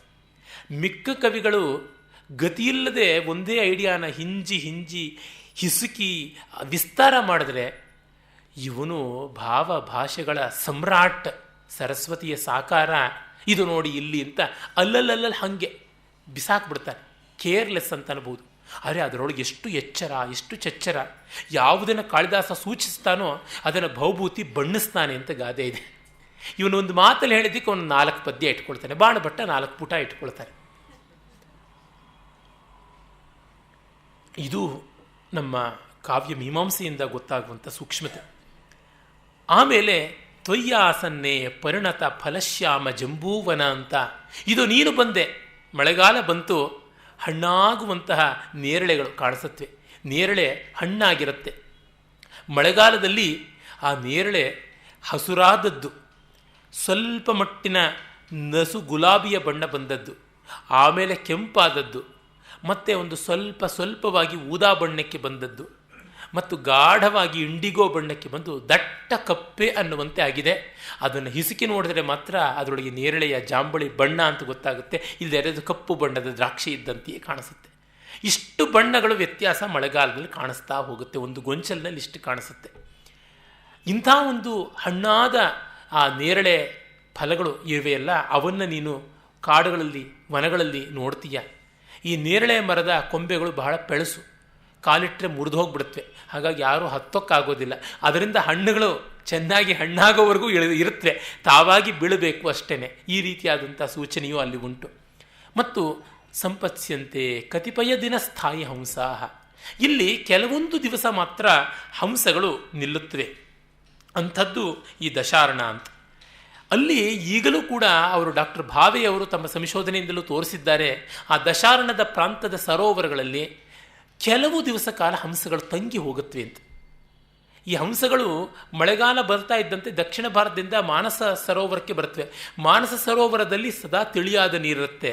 ಹಂಸಗಳಿಗೆ ಕೊಚ್ಚೆ ಆದರೆ ಇಷ್ಟವಾಗೋಲ್ಲ, ಮಳೆಗಾಲದಲ್ಲಿ ಬಗ್ಗಡವಾಗಿಬಿಡುತ್ತೆ ನೀರು, ಅದಕ್ಕೆ ಅವು ಹಾರ ಹೋಗುತ್ತವೆ. ಮೊದಲೇ ಹೇಳಿದ್ದನಲ್ಲ, ರಾಜಹಂಸ ಸಹಾಯ ಅನ್ನುವ ಮಾತಿತ್ತಲ್ಲ, ಆ ರಾಜಹಂಸಗಳು ಇಲ್ಲಿ ಕೆಲವು ಕಾಲ ಇದ್ದು ಹೋಗುತ್ತವೆ. ಅಂದರೆ ದೊಡ್ಡವರು ಸ್ವಲ್ಪ ಕಾಲ ಇದ್ದು ಹೋಗಬಲ್ಲದ್ದು, ತುಂಬ ದಿವಸವೂ ಇರಬಾರದು. ಅದು ಯಾಕೆ ಅಂತ ಮುಂದೆ ಬರುತ್ತೆ, ಅದಕ್ಕೂ ಕಾರಣ. ಈ ಕವಿ ಹಿಂದೆ ಮುಂದೆ ಎಷ್ಟು ಕೊಂಡಿ ಹಾಕ್ತಾನೆ ಅನ್ನೋದನ್ನು ತೋರಿಸ್ತೀನಿ. ಹೀಗಾಗಿ ಇಂಥ ಜಾಗದಲ್ಲಿ ನೀನು ಒಂದು ಸ್ವಲ್ಪ ಹೊತ್ತು ತಂಗಬಹುದು ಅಂತ. ಆ ಪಕ್ಷಿಗಳು ಮೈಗ್ರೇಟ್ ಮಾಡುವಂಥವು, ವಲಸೆ ಹೋಗುವ ಪಕ್ಷಿಗಳು ಎಲ್ಲಿ ನಿಲ್ಲುತ್ತವೆ ಅನ್ನೋದು ಗೊತ್ತಿದೆ. ಭಾವೆಯವರು ಅದರ ಫೋಟೋಗ್ರಾಫ್ಗಳನ್ನೆಲ್ಲ ತೆಗೆದು ನಮಗೆ ತೋರಿಸಿದ್ರು, ಯಾವ ಸರೋವರಗಳಲ್ಲಿ ಎಂತೆಂಥ ಪಕ್ಷಿಗಳು ಹೇಗೆ ನಿಲ್ಲುತ್ತವೆ ಎನ್ನುವಂಥದ್ದು. ಇಲ್ಲಿ ನೋಡಿ, ಒಂದು ವರ್ಣ ಪ್ರಪಂಚವೇ ಇದೆ. ಕೇದಿಗೆ ಕಡು ಹಸಿರಿಂದ ತಿಳಿ ಹಸಿರು, ತಿಳಿ ಹಳದಿ, ಕಡು ಹಳದಿ ಅಲ್ಲಿಯವರೆಗೂ ಬಂದಂಥ ಒಂದು ಕಲರು. ಪಾಂಡುಚ್ಛಾಯೋಪವನ ವೃತಯ ಕೇತಕೈ ಸೂಚಿ ಭಿನ್ನೈ, ಕೇದಿಗೆ ಹೂವಿಂದು ಬೇಲಿಯ ಹೂಗಳು ಅವು. ಮತ್ತು ಈ ಮರಗಳಲ್ಲಿ ಕಲಕಲ ಶಬ್ದ ಮಾಡುವಂಥ ಕಾಗೆಗಳ ಒಂದು ಕಪ್ಪು, ಅವುಗಳ ಕೊಕ್ಕಿನಿಂದ ತರುವಂಥ ಬೇರೆ ಬೇರೆ ಮರದ ಕೊಂಬೆಗಳ ಕಂದು ಬಣ್ಣ, ಬಿಳಿಚಿಕೊಂಡಿರುವ ಬೂದು ಬಣ್ಣ, ಬಗೆ ಬಗೆಯ ಬಣ್ಣಗಳು, ಮತ್ತು ಹಸುರಿನಿಂದ ನಸುಗುಲಾಬಿ, ಕೆಂಪು ಮತ್ತು ಊದ ಕಪ್ಪು ಆ ಬಣ್ಣಕ್ಕೆ ಬರುವಂಥ ನೇರಳೆಗಳು, ಮತ್ತು ಬೆಳ್ಳಗಿರುವ ಮೈಯ, ಕೆಂಪು ಕೊಕ್ಕಿನ, ಗುಲಾಬಿ ಬಣ್ಣದ ಕಾಲುಗಳ ಹಂಸಗಳು. ಇಷ್ಟು ಬಣ್ಣಗಳನ್ನು ಒಂದು ಕಡೆಗೆ ಸೇರಿಸಿದ್ದಾನೆ. ಯಾವುದರ ಬಣ್ಣವನ್ನು ಹೇಳಿಲ್ಲ. ಅಂದರೆ ಆ ವಿವರಗಳನ್ನು ಹೇಳದೆಯೇ ಹೇಗೆ ಕೊಡ್ತಾನೆ ಕವಿ ಎನ್ನುವಂಥ ಸ್ವಾರಸ್ಯವನ್ನು ನಾವು ನೋಡಬೇಕು. ಕಣ್ಣಿಗೆ ಬೇಕಾದಷ್ಟು ಹಬ್ಬ ಇದೆ ಮಳೆಗಾಲದಲ್ಲಿ, ಅಯ್ಯೋ ಬರೀ ಮಳೆ, ಅಯ್ಯೋ ಬರೀ ಮಳೆ, ಎಂಥದ್ದು ಅನ್ನೋರಿಗೆ ನೋಡಿ, ಕಣ್ಣು ತೆರೆದು ನೋಡಿ ಜಗತ್ತನ್ನು, ವಿವರಗಳನ್ನು ಗಾಢವಾಗಿ ಅಭ್ಯಸಿಸಬೇಕು ಅನ್ನುವಂಥದ್ದನ್ನು ತೋರಿಸ್ತಾನೆ. ಇಂಥ ದಶಾರಣ್ಯಕ್ಕೆ ನೀನು ಹೋಗಿ ತಲುಪ್ತೀಯ ಅಂತ. ಈ ದಶಾರಣ್ಯದ ಪ್ರಾಂತದ ಮುಖ್ಯವಾದ ನಗರ ಯಾವುದು ಅಂದರೆ ವಿದಿಶಾ. ನಾನು ಉತ್ತರ ಭಾರತದ ಯಾತ್ರೆ ಮಾಡ್ತಾ ವಿದಿಶಾಗೆ ಬಂದ ತಕ್ಷಣ ಇದೆಲ್ಲ ಜ್ಞಾಪಕಕ್ಕೆ ಬಂದು, ವಿದಿಶಾದ ಮೇಲೆ ಕಾಲಿಡೋಕ್ಕೆ ಮುಂಚೆ ಕೈಯಿಟ್ಟು ಕೈಯನ್ನು ತಲೆ ಮೇಲೆ ಇಟ್ಕೊಂಡು ಎಳೆದದ್ದು. ಅಗ್ನಿವರ್ಣ, ಆ ಅಗ್ನಿಮಿತ್ರ, ಅವನ ತಂದೆ ಪುಷ್ಪಮಿತ್ರ, ಅಗ್ನಿಮಿತ್ರನ ಮಗ ವಸುಮಿತ್ರ ಅವರೆಲ್ಲ ಆಳಿದಂಥದ್ದು. ಭಾರತೀಯ ಸಂಸ್ಕೃತಿ ವಿಶೇಷವಾದಂಥ ಅಭ್ಯುದಯ ಸಾಧಿಸಿದಂಥ ಕಾಲ ವಿದಿಶಾಗೆ ಸಂದಿತ್ತು. ಕಾಳಿದಾಸ ಓಡಾಡಿದ ಜಾಗ ಕೂಡ ಹೌದು. ಈ ವಿದಿಶೆ ಈಗ ರಾಜಧಾನಿ ಆಗಿಲ್ಲ. ಶುಂಗರ ಕಾಲದಲ್ಲಿ ರಾಜಧಾನಿಯಾಗಿತ್ತು. ಆಮೇಲೆ ಉಜ್ಜಯಿನಿಗೆ ಹೊರಟೋಗ್ಬಿಡ್ತು ಆ ಖ್ಯಾತಿ ಗುಪ್ತರ ಕಾಲದಲ್ಲಿ. ಅದನ್ನು ಇಲ್ಲಿ ಪ್ರಸ್ತಾವ ಮಾಡ್ತಾನೆ. ಆ ವಿದಿಶೆ ಎಷ್ಟು ಪ್ರಖ್ಯಾತವಾಗಿತ್ತು ಇತಿಹಾಸದಲ್ಲಿ ಅಂತಂದರೆ, ಶುಂಗರ ಸಾಮ್ರಾಜ್ಯ ಸ್ಥಾಪನೆಗೆ, ಮೌರ್ಯರ ಸಾಮ್ರಾಜ್ಯ ವಿಸ್ತರಣೆಗೆ ಬೇಕಾಗಿರುವಂಥ ಉಕ್ಕಿನ ಖಡ್ಗಗಳನ್ನು ವಿದಿಶೆಯಲ್ಲಿ ತಯಾರು ಮಾಡ್ತಾಯಿದ್ರು. ಭಾರತ ದೇಶದ ಖಡ್ಗಗಳು ಎಲ್ಲ ಕಾಲಕ್ಕೂ ಪ್ರಸಿದ್ಧ. ಡಮಾಸ್ಕಸ್ ಸ್ಟೀಲ್ ಅಂತ ಗ್ರಂಥಗಳಲ್ಲಿ ಉಲ್ಲೇಖ ಬರುತ್ತೆ. ಅದು ಭಾರತ ದೇಶದಿಂದ ಆದಂಥದ್ದು. ಆ ಡಮಾಸ್ಕಸ್ ಸ್ಟೀಲ್ ಅಂತ ಡಮಾಸ್ಕಸ್ಗೆ ಹೋಗಿ ಪ್ರಖ್ಯಾತವಾಯಿತು. ಇಲ್ಲಿಯ ಉಕ್ಕನ್ನು ತೆಗೆದುಕೊಂಡು ಹೋಗಿ ಅಲ್ಲಿ ಮತ್ತೆ ಇನ್ನಷ್ಟು ಅದನ್ನು ವಿದೇಶಗಳಿಗೆಲ್ಲ ಮಾರುವ ಪ್ರಯತ್ನ ಪಡ್ತಾಯಿದ್ರು. ಪ್ಲಿನೆ, ಹೆರೋಡೋಟಸ್ ಇವರೆಲ್ಲ ಕ್ರಿಸ್ತಪೂರ್ವದ ಇತಿಹಾಸಕಾರರು. ಅವ್ರು ಹೇಳ್ತಾರೆ, ನಮ್ಮ ಸಂಪತ್ತೆಲ್ಲ ಈ ಭಾರತದ ಕಪ್ಪು ಬಂಗಾರಕ್ಕೆ ವೆಚ್ಚವಾಗೋಗ್ತಿದೆಯಲ್ಲ ಅಂತ ಹೇಳಿಬಿಟ್ಟಿದ್ನು. All our riches are wasted for the black gold from India ಅಂತ. ಕಪ್ಪು ಬಂಗಾರ ಅಂದರೆ ಉಕ್ಕು, ಕಬ್ಬಿಣ. ವಸ್ತುತಃ ಇಂಗ್ಲೀಷ್ನ ವುಡ್ಸ್ ಸ್ಟೀಲ್ ಅನ್ನುವ ಶಬ್ದವೇ ಕನ್ನಡದ ಉಕ್ಕು ಅನ್ನೋದರಿಂದ ಬಂದಿದ್ದು. ವುಡ್ಸ್, ಉಕ್ಕು, ಉರುಗು ಅಂತ ಯಾವುದು ತೆಲುಗು ತಮಿಳು ಶಬ್ದಗಳಲ್ಲಿದೆ ಅಲ್ಲಿಂದ ಬಂದಿದ್ದು. ದಕ್ಷಿಣ ಭಾರತ ವಿಶೇಷವಾಗಿ ಸ್ಟೀಲ್ ತಯಾರಿಕೆಗೆ ಬಹಳ ಪ್ರಸಿದ್ಧವಾಗಿತ್ತು. 17ನೇ ಶತಮಾನದವರೆಗೂ ಇದೇ ಲೀಡಿಂಗಲ್ಲಿತ್ತು ಅಂತ ಗೊತ್ತಾಗುತ್ತೆ. ಅಲೆಕ್ಸಾಂಡರ್ ಭಾರತಕ್ಕೆ ಬಂದಾಗ ಅವನಿಗೆ ಕೊಟ್ಟಂಥ ತುಂಬ ದೊಡ್ಡ ಕೊಡುಗೆಗಳಲ್ಲಿ ಒಂದು ಅಂಬಿ, ತಕ್ಷಶಿಲೆಯ ರಾಜ, ಉಕ್ಕು ಕೂಡ ಒಂದು ಅಂತ ಇತಿಹಾಸಕಾರರು ಹೇಳ್ತಾರೆ. ಆ ಉಕ್ಕಿನ ಖಡ್ಗಗಳು ಇಲ್ಲಿ ತಯಾರಾಗ್ತಾ ಇದ್ವು. ಮತ್ತು ಭಾರತೀಯ ಸಂಸ್ಕೃತಿಯನ್ನು ಮೆಚ್ಚಿ ಅಲೆಕ್ಸಾಂಡರ್ನು ಸೇರಿದಂತೆ ಅವನ ಪರಂಪರೆ ಎಷ್ಟೋ ಬಂತಲ್ಲ, ಅವರಲ್ಲಿ ಅನೇಕರು ನಮ್ಮ ಸಂಸ್ಕೃತಿಯನ್ನು ಅಳವಡಿಸಿಕೊಂಡ್ರು. ಅವರಲ್ಲಿ ಹೀಲಿಯೋಡೋರಸ್ ಅಂತ ಒಬ್ಬ. ಹೀಲಿಯೋಡೋರಸ್ ಅಂತಂದರೆ ತಾತ್ಪರ್ಯ ಏನು? ಸೂರ್ಯ ಅಂತ ಅರ್ಥ. ಹೀಲಿಯೋಸ್ ಅಂತಂದರೆ ಸೂರ್ಯ ಅಂತ ಹೇಳ್ಬಿಟ್ಟಿನಿ. ದ್ವಾರಸ್ ಅಂತಂದರೆ ಪ್ರವೇಶ ದ್ವಾರ ಅಂತ, ಅಂದರೆ ಪೂರ್ವದಲ್ಲಿ ಉದಯ ಸೂರ್ಯ ಅನ್ನುವಂಥ ಅರ್ಥ ಬರುವಂಥದ್ದು ಆ ಶಬ್ದ. ಆ ಹೀಲಿಯೋಡೋರಸ್ಸು ವಿದಿಶೆಯಲ್ಲಿ ವಿಷ್ಣು ಸ್ತಂಭ ಅಂತ ಭಾಗವತನಾಗಿ, ಮಹಾವಿಷ್ಣುವಿನ ಭಕ್ತನಾಗಿ, ವೈಷ್ಣವನಾಗಿ ಒಂದು ವಿಜಯ ಸ್ತಂಭವನ್ನು ಮಹಾವಿಷ್ಣುವಿನ ಹೆಸರಿನಲ್ಲಿ ಇಟ್ಟ ಅಂತ ಅದು ಗೊತ್ತು. ಅಲ್ಲಿ ವಿಷ್ಣು ಸ್ತಂಭ ಗರುಡನ ಒಂದು ಲಾಂಛನದ ಜೊತೆಗೆ ಇರುವುದು ಕಾಣಿಸುತ್ತೆ. ಹಾಗಾಗಿ ನಮ್ಮ ಈ ವೈಷ್ಣವ ಪರಂಪರೆ ಕನಿಷ್ಠ 2300 ವರ್ಷಗಳಿಗೂ ಹಳೆಯದು, ವಿಷ್ಣು ಭಕ್ತಿ ಪಾರಮ್ಯ ಅಂತ.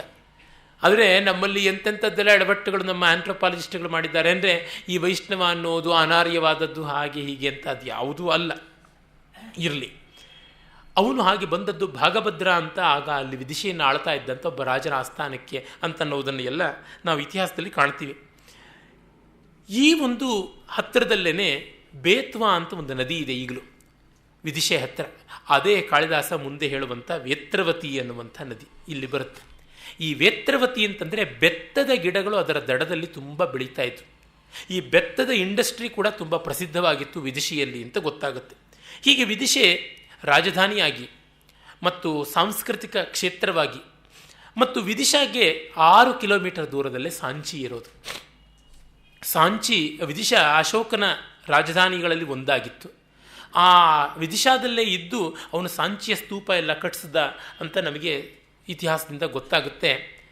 ಕಾಳಿದಾಸ ಎಲ್ಲಿಯೂ ತಪ್ಪಿಯೂ ಕೂಡ ಬೌದ್ಧ ಜೈನ ಕ್ಷೇತ್ರಗಳ ಬಗ್ಗೆ ಮೆನ್ಷನ್ ಮಾಡೋಲ್ಲ. ಅದಕ್ಕೆ ಕಾರಣ ಅವನಿಗೆ ಇದರ ಬಗ್ಗೆ ಅಸಹನೆ ಇತ್ತು ಅಂತ ಕೆಲವರು ಹೇಳ್ತಾರೆ. ಅಲ್ಲ, ಅವನ ವಸ್ತು ಅಂಥದ್ದಾಗಿತ್ತು, ಹಾಗಾಗಿ ಅವನು ಎಲ್ಲಿಯೂ ಮಾಡೋಲ್ಲ ಮೆನ್ಷನ್. ಕಾರಣ ಅವನು ಬರೆದದ್ದೆಲ್ಲ ಸನಾತನ ಧರ್ಮಕ್ಕೆ ಸಂಬಂಧಪಟ್ಟಿದ್ದು, ತನಗಿಂತ ತುಂಬ ಹಿಂದಿನ ಕಾಲಕ್ಕೆ ಸಂಬಂಧಪಟ್ಟಿದ್ದಾಗಿದ್ದರಿಂದ ತನಗಿಂತ ಒಂದು 400-500 ವರ್ಷಗಳ ಹಿಂದಿನ ಒಂದು ಡೆವಲಪ್ಮೆಂಟ್ಸನ್ನು ಅಲ್ಲಿ ತರೋದು ಸಾಧ್ಯ ಇರಲಿಲ್ಲ. ಹಾಗಾಗಿ ಅವನು ಈ ಕೆಲಸ ಮಾಡಿದ್ದಾನೆ. ಇರಲಿ, ಈ ವಿದಿಶಾ ರಾಜಧಾನಿಯಾಗಿದ್ದು ಆಮೇಲೆ ತನ್ನ ಮಹತ್ವವನ್ನು ಕಳ್ಕೊಂಡು ಬಿಡ್ತು. ಆದರೆ ರಾಜಧಾನಿಯಾಗಿದ್ದ ಊರು ರಾಜಧಾನಿ ತನವನ್ನು ಬಿಟ್ಟುಕೊಟ್ಟಾಗ ಏನಾಗುತ್ತೆ, ರಾಜಧಾನಿ ಮಾಡಿಕೊಂಡಾಗ ಮಾಡಿದ ಅನುಕೂಲತೆಗಳೆಲ್ಲ ಇರುತ್ತವೆ, ಆದರೆ ಜವಾಬ್ದಾರಿ ಮಾತ್ರ ಇರೋದಿಲ್ಲ. ಈಗ ರಾಜಧಾನಿ ಅಂದರೆ ಶತ್ರುಗಳೆಲ್ಲ ಮುತ್ತಿಗೆ ಹಾಕ್ತಾರೆ.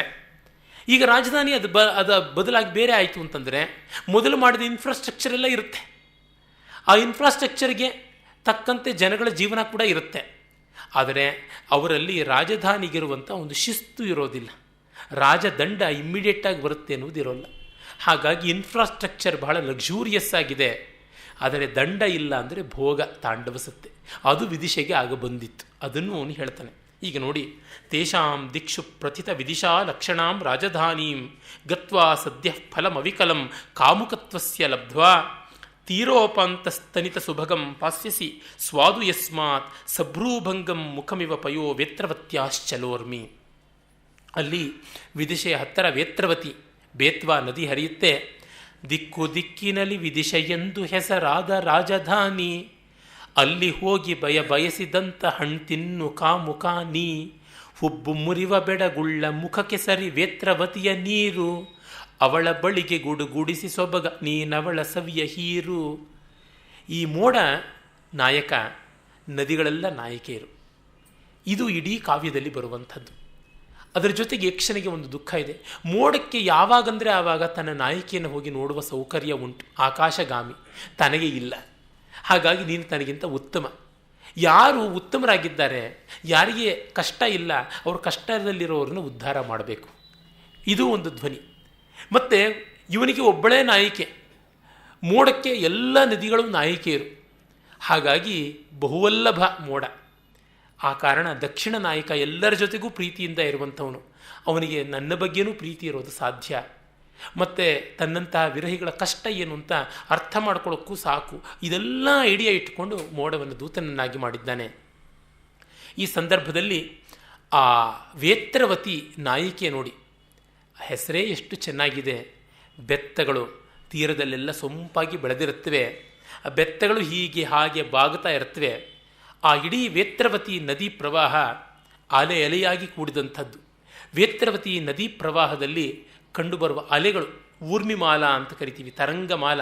ತರಂಗಗಳಿರುವುದರಿಂದಲೇ ನದಿನ ತರಂಗಿಣಿ ಅಂತ ಕರಿತೀವಿ. ಆ ಅಲೆಗಳು ಅನ್ನುವ ಹುಬ್ಬನ್ನು ಹಾರಿಸ್ತಾ ಇರ್ತಾಳಂತೆ. ನನ್ನ ಕಡೆ ಬರೋದಿಲ್ವೇನೋ, ನನ್ನ ನೋಡೋದಿಲ್ವೇನೋ, ನನಗೆ ನಿನ್ನ ಪ್ರೀತಿಯನ್ನು ಸುರಿಸೋದಿಲ್ವೇನೋ ಅಂತ ಹೇಳಿಬಿಟ್ಟಿದ್ದನುವೆ. ಸಭ್ರೂಭಂಗಂ ಮುಖಮಿವ ಪಯೋ ವೇತ್ರವತ್ಯಾಶ್ಚಲೋರ್ಮಿ ಅಂತ. ಮೊದಲಿಗೆ ಕಾಳಿದಾಸನಿಗೆ ಮಳೆಗಾಲದಲ್ಲಿ ಇದೆಲ್ಲ ಬಂಡೆಗಳಿರುವ ಜಾಗ, ಆ ಬಂಡೆಯ ಮೇಲೆ ಹಾರಿ ಧುಮುಕಿ ಹರಿಯುವಾಗ ಒಮ್ಮೆ ಅಲ್ಲ, ಇಮ್ಮೆ ಅಲ್ಲ, ಮುಮ್ಮೆ ಅಲ್ಲ, ಎಷ್ಟು ಬಾರಿ ಹುಬ್ಬು ಹಾರಿಸ್ತಾ ಇದೆ ನದಿ, ಎಷ್ಟು ಬಾರಿ ಕಣ್ಣು ಮಿಟುಕಿಸ್ತಾ ಇದೆ. ಅದನ್ನೆಲ್ಲವನ್ನು ಕೂಡ ಕಲ್ಪನೆ ಮಾಡ್ಕೊಂಡು, ಇದು ತುಂಬ ಚಿಕ್ಕ ನದಿ. ಕಾಳಿದಾಸ ಇದನ್ನೆಲ್ಲ ಗಮನಿಸಿದವನು. ಈ ಇಂಡಿಯಾ ಮ್ಯಾಪ್ ಹಾಕ್ಕೊಂಡು, ಮಧ್ಯಪ್ರದೇಶದ ಮ್ಯಾಪ್ ಹಾಕ್ಕೊಂಡು ನೋಡಿದ್ರೆ ಇವೆಲ್ಲ ಕಾಣಿಸೋದೇನೇ ಇಲ್ಲ. ದುರ್ಬೀನ್ ಹಿಡ್ಕೊಂಡು ನಾವು ಹುಡುಕಬೇಕಷ್ಟೇ. ಈ ಗೂಗಲ್ ಅರ್ತ್ ಸರ್ಚ್ ಅಂತ ಯಾವುದೋ ಒಂದು ವೆಬ್ಸೈಟ್ ಇದೆಯಂತಲ್ಲ, ಅಲ್ಲಿ ನನಗೆ ನೋಡಬೇಕು ಅಂತ ಆಸೆ ಇದೆ ಇಂಥದ್ದೆಲ್ಲ ಯಾವಾಗಲಾದರೂ. ಆ ಒಂದು ಅಷ್ಟು ಕೂಲಂಕಷವಾಗಿ ನೋಡಿದ್ರೆ ಕಾಣಿಸ್ಬೋದಾದ ಸಣ್ಣ ನದಿಯನ್ನು ಮರೆಯೋದಿಲ್ಲ. ಇದೆಲ್ಲ ಅವನ ಜನ್ಮಭೂಮಿಯ ಆಸುಪಾಸಿನದಲ್ವ. ಹಾಗಾಗಿ ನೀನು ಅವಳ ನೀರನ್ನು ಹೀರು, ಅವಳ ಒಲವನ್ನು ನೀನು ಹೀರು, ನಿನ್ನ ಒಲವನ್ನು ಅವಳಿಗೆ ಧಾರೆ ಎರಿ. ಇದು ಮುಂದೆ ವಿದಿಶೆಯ ಕಾಮುಕತ್ವದ ಪ್ರಾಂತಕ್ಕೆ ತಕ್ಕ ಪೀಠಿಕೆ ಆಗುತ್ತೆ ಅಂತ ಹೇಳ್ತಾನೆ. ವಿದಿಶಾ ರಾಜಧಾನಿಯಾಗಿ ಆ ರಾಜಧಾನಿಯ ಭೋಗವನ್ನು ಉಳಿಸಿಕೊಂಡಿದೆ, ಆದರೆ ನಿಯೋಗ ಶಿಸ್ತನ್ನು ಉಳಿಸಿಕೊಂಡಿಲ್ಲ ಅನ್ನುವುದನ್ನು ಮುಂದೆ ಹೇಳ್ತಾನೆ. ಬಹಳ ಚೆನ್ನಾಗಿರುವಂಥದ್ದು, ಬಹಳ ಎಚ್ಚರಿಕೆಯನ್ನು ಕೊಡುವಂಥ ಒಂದು ಪದ್ಯ ಆಗಿದೆ. ಅದರಿಂದಲೇ ಇಂಥ ಜಾಗದಲ್ಲಿ ಕತಿಪಯ ದಿನ ಸ್ಥಾಯಿ ಹಂಸ, ತುಂಬ ದಿವಸ ಇರೋಲ್ಲ ಹಂಸಗಳು. ಯಾಕೆ? ಹಂಸಗಳು ನೀರ ಕ್ಷೀರ ವಿಭಾಗ ವಿವೇಕ ಇರುವಂಥವು, ಹಾಲು ನೀರು ಬೇರ್ಪಡಿಸಬಲ್ಲವು. ಈ ವಿವೇಕಿಗಳಾದ ಹಂಸಗಳು ಇಲ್ಲಿ ತುಂಬ ಕಾಲ ಇದ್ದರೆ ಅವರೂ ಅಡ್ಡದಾರಿ ಹಿಡಿಯುವ ಚಾನ್ಸ್ ಉಂಟು, ಅದಕ್ಕಾಗಿ ಬೇಗ ಹಾರಿ ಹೋಗ್ತಾರೆ ಎನ್ನುವಂಥದ್ದು ಒಂದು ಧ್ವನಿ. ಕಾಳಿದಾಸ ಒಂದು ಬರೆಯುವಾಗ 100 ಯೋಚನೆ ಮಾಡಿರ್ತಾನೆ ಅನ್ನೋದು ನೋಡಿ. ನೀಚೈರಾಖ್ಯಂ ಗಿರಿ ಮಧಿವಸೇಸ್ತತ್ರ ವಿಶ್ರಾಮ ಹೇತೋ ತ್ವತ್ಸಂಪರ್ಕಾತ್ ಪುಲಕಿತಮಿವ ಪ್ರೌಢಪುಷ್ಪೈ ಕದಂಬೈ ಯಃ ಪುಣ್ಯಸ್ತ್ರೀ ರತಿ ಪರಿಮಳೋದ್ಗಾರಿಭಿರ್ ನಾಗರಾಣಾಂ ಉದ್ದಾಮಾನಿ ಪ್ರಥಯತಿ ಶಿಲಾ ವಿಶ್ವಭಿರ್ ಯೌವನಾನಿ. ಬೇಂದ್ರೆಯವರ ಅನುವಾದ.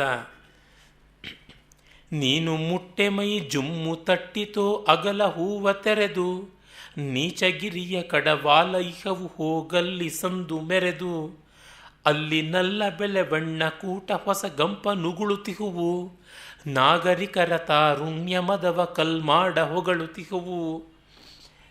ಇಲ್ಲಿ ವಿದಿಶೆಯ ಹತ್ತಿರವೇ ವೇತ್ರವತಿಗೆ ಸಮೀಪದಲ್ಲಿಯೇ ನೀಚ ಅನ್ನುವಂಥ ಒಂದು ಬೆಟ್ಟ ಇದೆ ಅಂತ. ಈ ನೀಚ ಅನ್ನುವ ಪರ್ವತವೇ ಉದಯಗಿರಿ ಎನ್ನುವಂಥ ಪರ್ವತ ಇಂದು.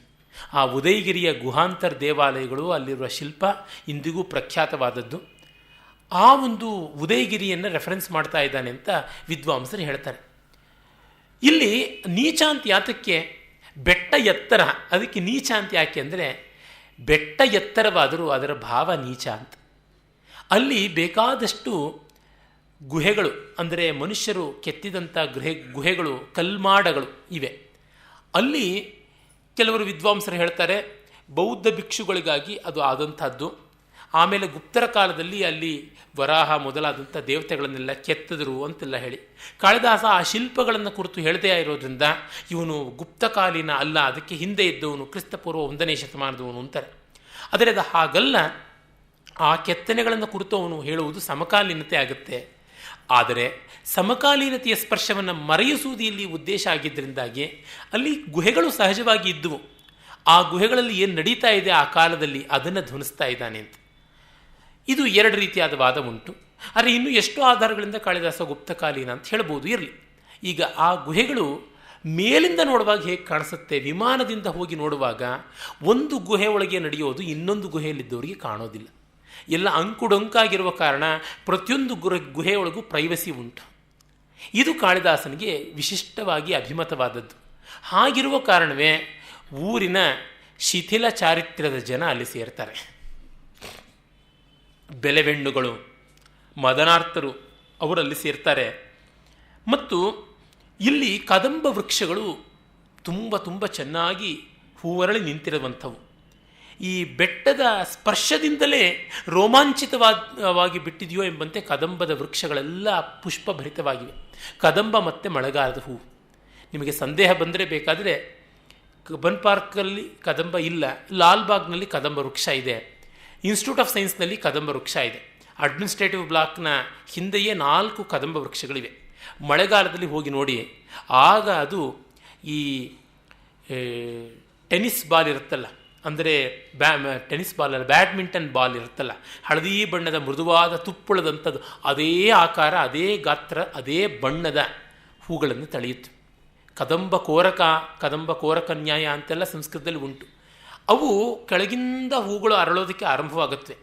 ನೋಡೋದಕ್ಕೆ ಒಂದು ಹಸುರು ಚೆಂಡಂತಿರುವು ಕೆಲವೇ ದಿವಸಗಳಲ್ಲಿ ಬಂಗಾರದ ಚೆಂಡಿನಂತೆ ಆಗಿಬಿಡುತ್ತೆ. ಹಾಂ ಕರೆಕ್ಟ್, ಅಲ್ಲಿ ಉಂಟು ಹೌದು. ದಿಕ್ಕುಗಳಿಗೂ ಪ್ರಖರವಾಗಿ ಕೊಂಬೆಗಳನ್ನು ಚಾಚಿಕೊಂಡು ಎಲ್ಲ ದಿಕ್ಕುಗಳಿಗೂ ಪ್ರಸಾರವಾಗಿರುತ್ತವೆ ಆ ಕದಂಬ ವೃಕ್ಷಗಳು. ಆ ಕದಂಬ ವೃಕ್ಷಗಳ ಪುಷ್ಪಗಳು ಚೂಪು ಚೂಪಾಗಿರುತ್ತವೆ. ಆ ಉಂಡೆಯಂತೆ ಇರುವಂಥ ಹೂಗಳು ಗುಚ್ಛ, ಮಂಜರಿ, ಕದಂಬ ಪುಷ್ಪ ಮಂಜರಿ ಅಲ್ಲಿ ಹಾಗಿರುತ್ತವೆ. ಅದು ನೋಡಿದ್ರೆ ಒಂದೊಂದು ಹೂವು ರೋಮಾಂಚಿತವಾದಂತೆ ತೋರ್ತಾ ಇರುತ್ತೆ. ಅದಕ್ಕೆ ಕಾರಣ ಕವಿ ಕೊಡೋದು ನೋಡಿ. ಈ ಓವರ್ ರೊಮ್ಯಾಂಟಿಕ್ ಆಗಿ, ಎರಾಟಿಕ್ ಆಗಿರುವಂಥ ಈ ಪರ್ವತದ ಸ್ಪರ್ಶದಿಂದಲೇ ಆ ಜಡವಾದ ಕದಂಬ ವೃಕ್ಷ ಕೂಡ ರೋಮಾಂಚಿತವಾಗಿದೆ, ಹೂವು ರೋಮಾಂಚಿತವಾಗಿಬಿಟ್ಟಿದೆ ಅನ್ನುವಂತೆ ತೋರ್ತಾ ಇದೆ. ಅಲ್ಲಿಗೆ ನೀನು ಹೋಗ್ತೀಯ. ಹಾಗೆ ಹೋದಾಗ ಅಲ್ಲಿ ಆ ವೇಶ್ಯೆಯರು, ಈ ಅತಿರಸಿಕರು, ಇವರುಗಳೆಲ್ಲ ಆ ಶಿಲಾ ವೇಶ್ಮಗಳು, ಆ ಶಿಲಾ ಗುಹೆಗಳನ್ನು ಬಳಸ್ಕೊಳ್ತಾ ಇದ್ದಾರಲ್ಲ, ಅಲ್ಲಿ ಅವರ ರಹಸ್ಯ ಪ್ರಣಯವನ್ನು, ಅದರ ಪರಿಮಳವನ್ನು ಇವು ಉಗುಳ್ತಾ ಇರುವಂತೆ ಕಾಣುತ್ತೆ ಅಂತ. ಅದನ್ನೇ ಬೇಂದ್ರೆ ಅವರು ಕೂಡ ಹೇಳ್ತಾರೆ, ಹೊಸಗಂಪ ನುಗುಳುತಿಹವು ಅಂತ. ಅದನ್ನು ಕವಿ ಪರಿಮಳೋದ್ಗಾರಿಭಿರ್ ನಾಗರಾಣ ಮುದ್ದಾಮಾನಿ ಪ್ರಥಯತಿ ಶಿಲಾ ವಿಶ್ಮಭಿರ್ ಯೌವನಾನಿ. ಒಂದು ಗುಹೆ ಇನ್ನೊಂದು ಗುಹೆಗೆ ಕಾಣದೇ ಇರೋದ್ರಿಂದ ಅವರಿಗೆ ಪ್ರೈವಸಿನೂ ಬೇಕಾದಂತೆ ಇದೆ. ಆದರೆ ಮೇಲೆ ಹಾರುವವರಿಗೆ ಎಲ್ಲ ಕಾಣುತ್ತೆ. ಕಾಳಿದಾಸ ಮೇಲಿನ ದೃಷ್ಟಿ ಇದ್ದವನು. ಅವನು ನೋಡಿದವನು ಹೇಳ್ತಾನೆ, ನೀನು ಹೀಗಾಗಿ ಇಲ್ಲಿ ಹೆಚ್ಚು ದಿವಸ ಇರಬಾರದು ಅನ್ನುವಂಥ ಧ್ವನಿ. ಹೀಗೆ ಒಂದು ಬದುಕನ್ನೇ ತೋರಿಸ್ತಾನೆ. ಒಂದು ದೊಡ್ಡ ಸಂಸ್ಕೃತಿ ಭೋಗಪರಾಯಣವಾದಾಗ ಯಾವ ಸ್ಥಿತಿಗೆ ಬರುತ್ತೆ. ಅಲ್ಲಿ ಬೌದ್ಧ ಭಿಕ್ಷುಗಳೇ ಇದ್ದಿರಬಹುದು, ಗುಪ್ತರು ದೇವತೆಗಳನ್ನೇ ಕೆತ್ತಿರಬಹುದು, ಆದರೆ ನಡೆಯುವಂಥದ್ದು ಕಾಮವ್ಯಾಪಾರ. ನಮ್ಮ ದೇವಸ್ಥಾನಗಳನ್ನು ಇಸ್ಪೀಟ್ ಕಟ್ಟೆಗಳನ್ನಾಗಿ ಮಾಡಿಕೊಂಡಿಲ್ವಾ? ಅಫೀಮು ಗಾಂಜಾಗಳನ್ನು ಸೇವನೆ ಮಾಡುವಂಥ ಕಟ್ಟೆಗಳನ್ನಾಗಿ ಮಾಡಿಕೊಂಡಿಲ್ವಾ? ನಮ್ಮ ಯಾವ ಒಂದು ಪವಿತ್ರವಾದಂಥ ನದ ಕ್ಷೇತ್ರಗಳು ಅವುಗಳಲ್ಲೆಲ್ಲ ಹೋದಾಗ ನಮಗೆ ಕಾಣಿಸುವಂಥದ್ದೆಲ್ಲ ಪೊಲ್ಯೂಷನ್ನೇನೆ, ಇನ್ಯಾವುದೂ ಇಲ್ಲ. ಗುಟ್ಕಾ ಪ್ಯಾಕೆಟ್ಗಳು ರಾಶಿ ರಾಶಿಯಾಗಿ ಬಿದ್ದಿರುತ್ತವೆ, ಯಾಣದ ಹತ್ರಕ್ಕೆ ಹೋಗಬೇಡಿ ಅಂತ ನನಗೆ ಎಷ್ಟೋ ಜನ ಹೇಳಿದ್ದುಂಟು. ಉತ್ತರ ಕನ್ನಡದ ಯಾಣ ಈಗ ಅದರ ಪ್ರಯಾಣ ಬೇಡ ಅನ್ನುವಂತೆ ಆಗಿದೆ ಅಂತ. ಅಂದರೆ ಈ ಸಂಸ್ಕೃತಿಯ ಕಾಲುಷ್ಯ ಏನಿದೆ ಅದರ ಬಗ್ಗೆ ಕೂಡ ಕವಿ ಧ್ವನಿಸ್ತಾ ಇದ್ದಾನೆ. ಹೀಗಾಗಿ ಇಲ್ಲಿ ಬೇಡ, ಇದಕ್ಕಿಂತಲೂ ತುಂಬ ಚೆನ್ನಾಗಿರುವಂಥದ್ದು ಬೇರೊಂದು ಹೇಳ್ತೀನಿ ಅಂತ. ಅಲ್ಲಿ ಮುಂಚೆ ಗುಹೆಗಳಲ್ಲಿ ಏನಾಗ್ತಾ ಇತ್ತು, ವಿದ್ವಾಂಸರು ಕಲಿತಾ ಇದ್ರು, ಎಲ್ಲ ರೀತಿಯಾದ ರಾಜಧಾನಿ ಇದ್ದಾಗ ಅನೇಕರು ಬರ್ತಾ ಇದ್ರು, ಜವಾಬ್ದಾರಿ ಇರೋರು ಇರ್ತಾ ಇದ್ರು, ವಿದಗ್ಧರಾದವರು ಇರ್ತಾ ಇದ್ರು. ಅಲ್ಲಿ ಸಂಗೀತ, ಗೀತ, ನೃತ್ಯ, ಚಿತ್ರ, ವಾದ್ಯ ಇತ್ಯಾದಿ ವಿನೋದ ಇರ್ತಾ ಇತ್ತು. ಬಿಂದುಚ್ಯುತಕ, ಮಾತ್ರಾಚ್ಯುತಕ, ಬಿಂದುಮತಿ, ಅಂತರ್ಲಾಪಿ, ಬಹಿರ್ಲಾಪಿ, ಪ್ರತಿಮಾಲ, ಪ್ರತ್ಯಗ್ರಮಾಲ, ಈ ಸಮಸ್ಯಾಪೂರ್ಣ, ಈ ರೀತಿಯಾದ ಎಷ್ಟೋ ಕಾವ್ಯಗಳ ಚಟುವಟಿಕೆಗಳು ಕೂಡ ನಡೀತಾ ಇತ್ತು. ಮತ್ತು ವೀಣಾ, ವೇಣು, ಮೃದಂಗ ವಾದ್ಯಗಳ ಜೊತೆಗೆ ನಾಟಕಗಳ ಪ್ರದರ್ಶನ ಇರ್ತಾ ಇತ್ತು, ಮಲ್ಲವಿದ್ಯಾದಿಗಳ ಪ್ರದರ್ಶನ, ಶಶ, ಲಾವಕ, ತಿತ್ತಿರಿ, ಕುಕ್ಕುಟ, ಮೇಷ ಇತ್ಯಾದಿಗಳ, ಕೋಳಿಯ ಅಂಕ ಮತ್ತು ತಿರ್ಗ ಟಗರು ಕಾಳಗ, ಈ ಥರದ್ದೆಲ್ಲ ಕೂಡ ಇದ್ದದ್ದಾಗಿತ್ತು. ಈಗ ಅವೆಲ್ಲ ಹೋಗಿಬಿಟ್ಟು ಈ ಸ್ಥಿತಿಗೆ ಬಂದುಬಿಟ್ಟಿದೆ. ಅಂದರೆ ಒಂದು ದೊಡ್ಡ ನಗರ ರಾಜಧಾನಿಯಾಗಿದ್ದಾಗ ಎಲ್ಲ ಕಡೆಯಿಂದಲೂ ಬರುವ ಜನ ಈಗ ಅದಿಲ್ಲ ಅಂತ ತಕ್ಷಣ ಆ ಇನ್ಫ್ರಾಸ್ಟ್ರಕ್ಚರ್ ಮಿಸ್ಯೂಸ್ ಆಗೋದು ಹೇಗೆ ಅನ್ನೋದನ್ನು ಹೇಳ್ತಾರೆ. NGF ಕಾರ್ಖಾನೆ ಆದಂತೆ ಅದು ಮುಚ್ಚುತ್ತಾ ಇದ್ದಂತೆ ಇನ್ನು ಯಾರ್ಯಾರೋ ಬಂದು ಸೇರಿಕೊಳ್ತಾರೆ, ಅದು ಹಾಳು ಬಿದ್ದು ಹೋಗುತ್ತೆ, ಈ ಥರದ್ದೆಲ್ಲ ಆಗುತ್ತೆ. ಕಾಳಿದಾಸ ಈ ಥರದ್ದನ್ನು ಎಷ್ಟನ್ನೋ ಗಮನಿಸಿದ್ದ ಅನ್ನೋದಕ್ಕೆ ಅವನ ರಘುವಂಶದಲ್ಲಿ ಹಾಳು ಬಿದ್ದ ಅಯೋಧ್ಯೆ ಚಿತ್ರಣ ಕೂಡ ತುಂಬ ಮಾರ್ಮಿಕವಾದದ್ದು. ಹೀಗೆ ಅವನು ಒಂದು ಜನಾಂಗ ಅದು ರಾಜಕೀಯವಾಗಿ, ಆರ್ಥಿಕವಾಗಿ, ನೈತಿಕವಾಗಿ, ಸಾಂಸ್ಕೃತಿಕವಾಗಿ ಗಟ್ಟಿಯಾಗಿದ್ದಾಗ ಸರಿಯಾಗಿರುತ್ತೆ. ಯಾವುದೋ ಒಂದು ಅಂಶ ಲೂಸ್ ಆದರೆ ಏನಾಗಿಬಿಡುತ್ತೆ ಅನ್ನೋದನ್ನು ಹೇಳ್ತಾ ಇದ್ದಾನೆ. ಅದರಿಂದಲೇ ತುಂಬ ದೊಡ್ಡದಾಗಿ ನಗರಗಳನ್ನು ಬೆಳೆಸಬೇಡಿ. ಯಾವುದೋ ಕಾರಣಕ್ಕೆ ಆ ಇನ್ಫ್ರಾಸ್ಟ್ರಕ್ಚರ್ ಯೂಸ್ಲೆಸ್ ಆದರೆ ಮತ್ತೆ ಏನಾಗುತ್ತೆ, ಅವೆಲ್ಲ ನಾಯಿ ನರಿಗಳ ಪಾಲಾಗಿಬಿಡುತ್ತವಲ್ಲ. ಹಾಗಾಗಿ ಚಿಕ್ಕದಾಗಿ ಮಾಡಿಕೊಳ್ಳಿ, ಸ್ಮಾಲ್ ಈಸ್ ಬ್ಯೂಟಿಫುಲ್ ಅನ್ನುವಂಥದ್ದು ಕಾಳಿದಾಸನ ಸಂದೇಶ ಇರಬಹುದು ಅನಿಸುತ್ತೆ. ಈಗ ಕಾಳಿದಾಸ ತನ್ನ ಜನ್ಮಭೂಮಿಯ ಕಡೆಗೆ ನಮ್ಮನ್ನು ಕರೆದುಕೊಂಡು ಹೋಗುವಂಥ ಪ್ರಯತ್ನ ಮಾಡ್ತಾನೆ. ಈ ನೀಚ ಪರ್ವತದಲ್ಲಿ, ಯಾತಕ್ಕೆ ನೀಚ ಅಂತ ಗೊತ್ತಾಯ್ತಲ್ಲ, ಅಲ್ಲಿ ಬೆವರು ಸುರಿಸ್ತಾರೆ ಜನ, ಆದರೆ ದುಡಿಮೆಗೋಸ್ಕರ ಅಲ್ಲ, ಲಾಂಪಟ್ಯಕ್ಕೆ ಬೆವರು ಸುರಿಸ್ತಾರೆ. ಹಾಗಾಗಿ ಅಲ್ಲಿ ಪರಿಮಳ ಇದ್ದರೂ ಅದು ದುರ್ಗಂಧವೇ ಆಗಿದೆ. ಹೀಗಾಗಿ ನಿಜವಾಗಿ ದುಡಿದು ಬೆವರು ಸುರಿಸ್ತಾರಲ್ಲ, ಅವರ ಬೆವರನ್ನು ಒರೆಸೋದಕ್ಕೆ ನೀನು ಹೋಗು, ಅದು ಎಂಥ ಜಾಗ ಅನ್ನುವುದನ್ನು ಹೇಳ್ತಾನೆ. ಅದು ನೋಡಿ ಅವನ ಒಂದು ಪರಿಶೀಲನೆ ಎಂಥದ್ದು ಅಂತ. ವಿಶ್ರಾಂತ ಸನ್ ವ್ರಜ ವನ ನದಿ ನೀರ ಜಾತಾನಿ ಸಿಂಚನ್ ಉದ್ಯಾನಾನಾಂ ನವಜಲ ಕಣೈರ್ ಯೂಥಿಕಾ ಜಾಲಕಾನಿ ಗಂಡ ಸ್ವೇದಾಪನಯನ ರುಜಾ ಕ್ಲಾಂತ ಕರ್ಣೋತ್ಪಲಾನಾಂ ಛಾಯಾದಾನಾತ್ ಕ್ಷಣ ಪರಿಚಿತ ಪುಷ್ಪಲಾವಿ ಮುಖಾನಾಂ.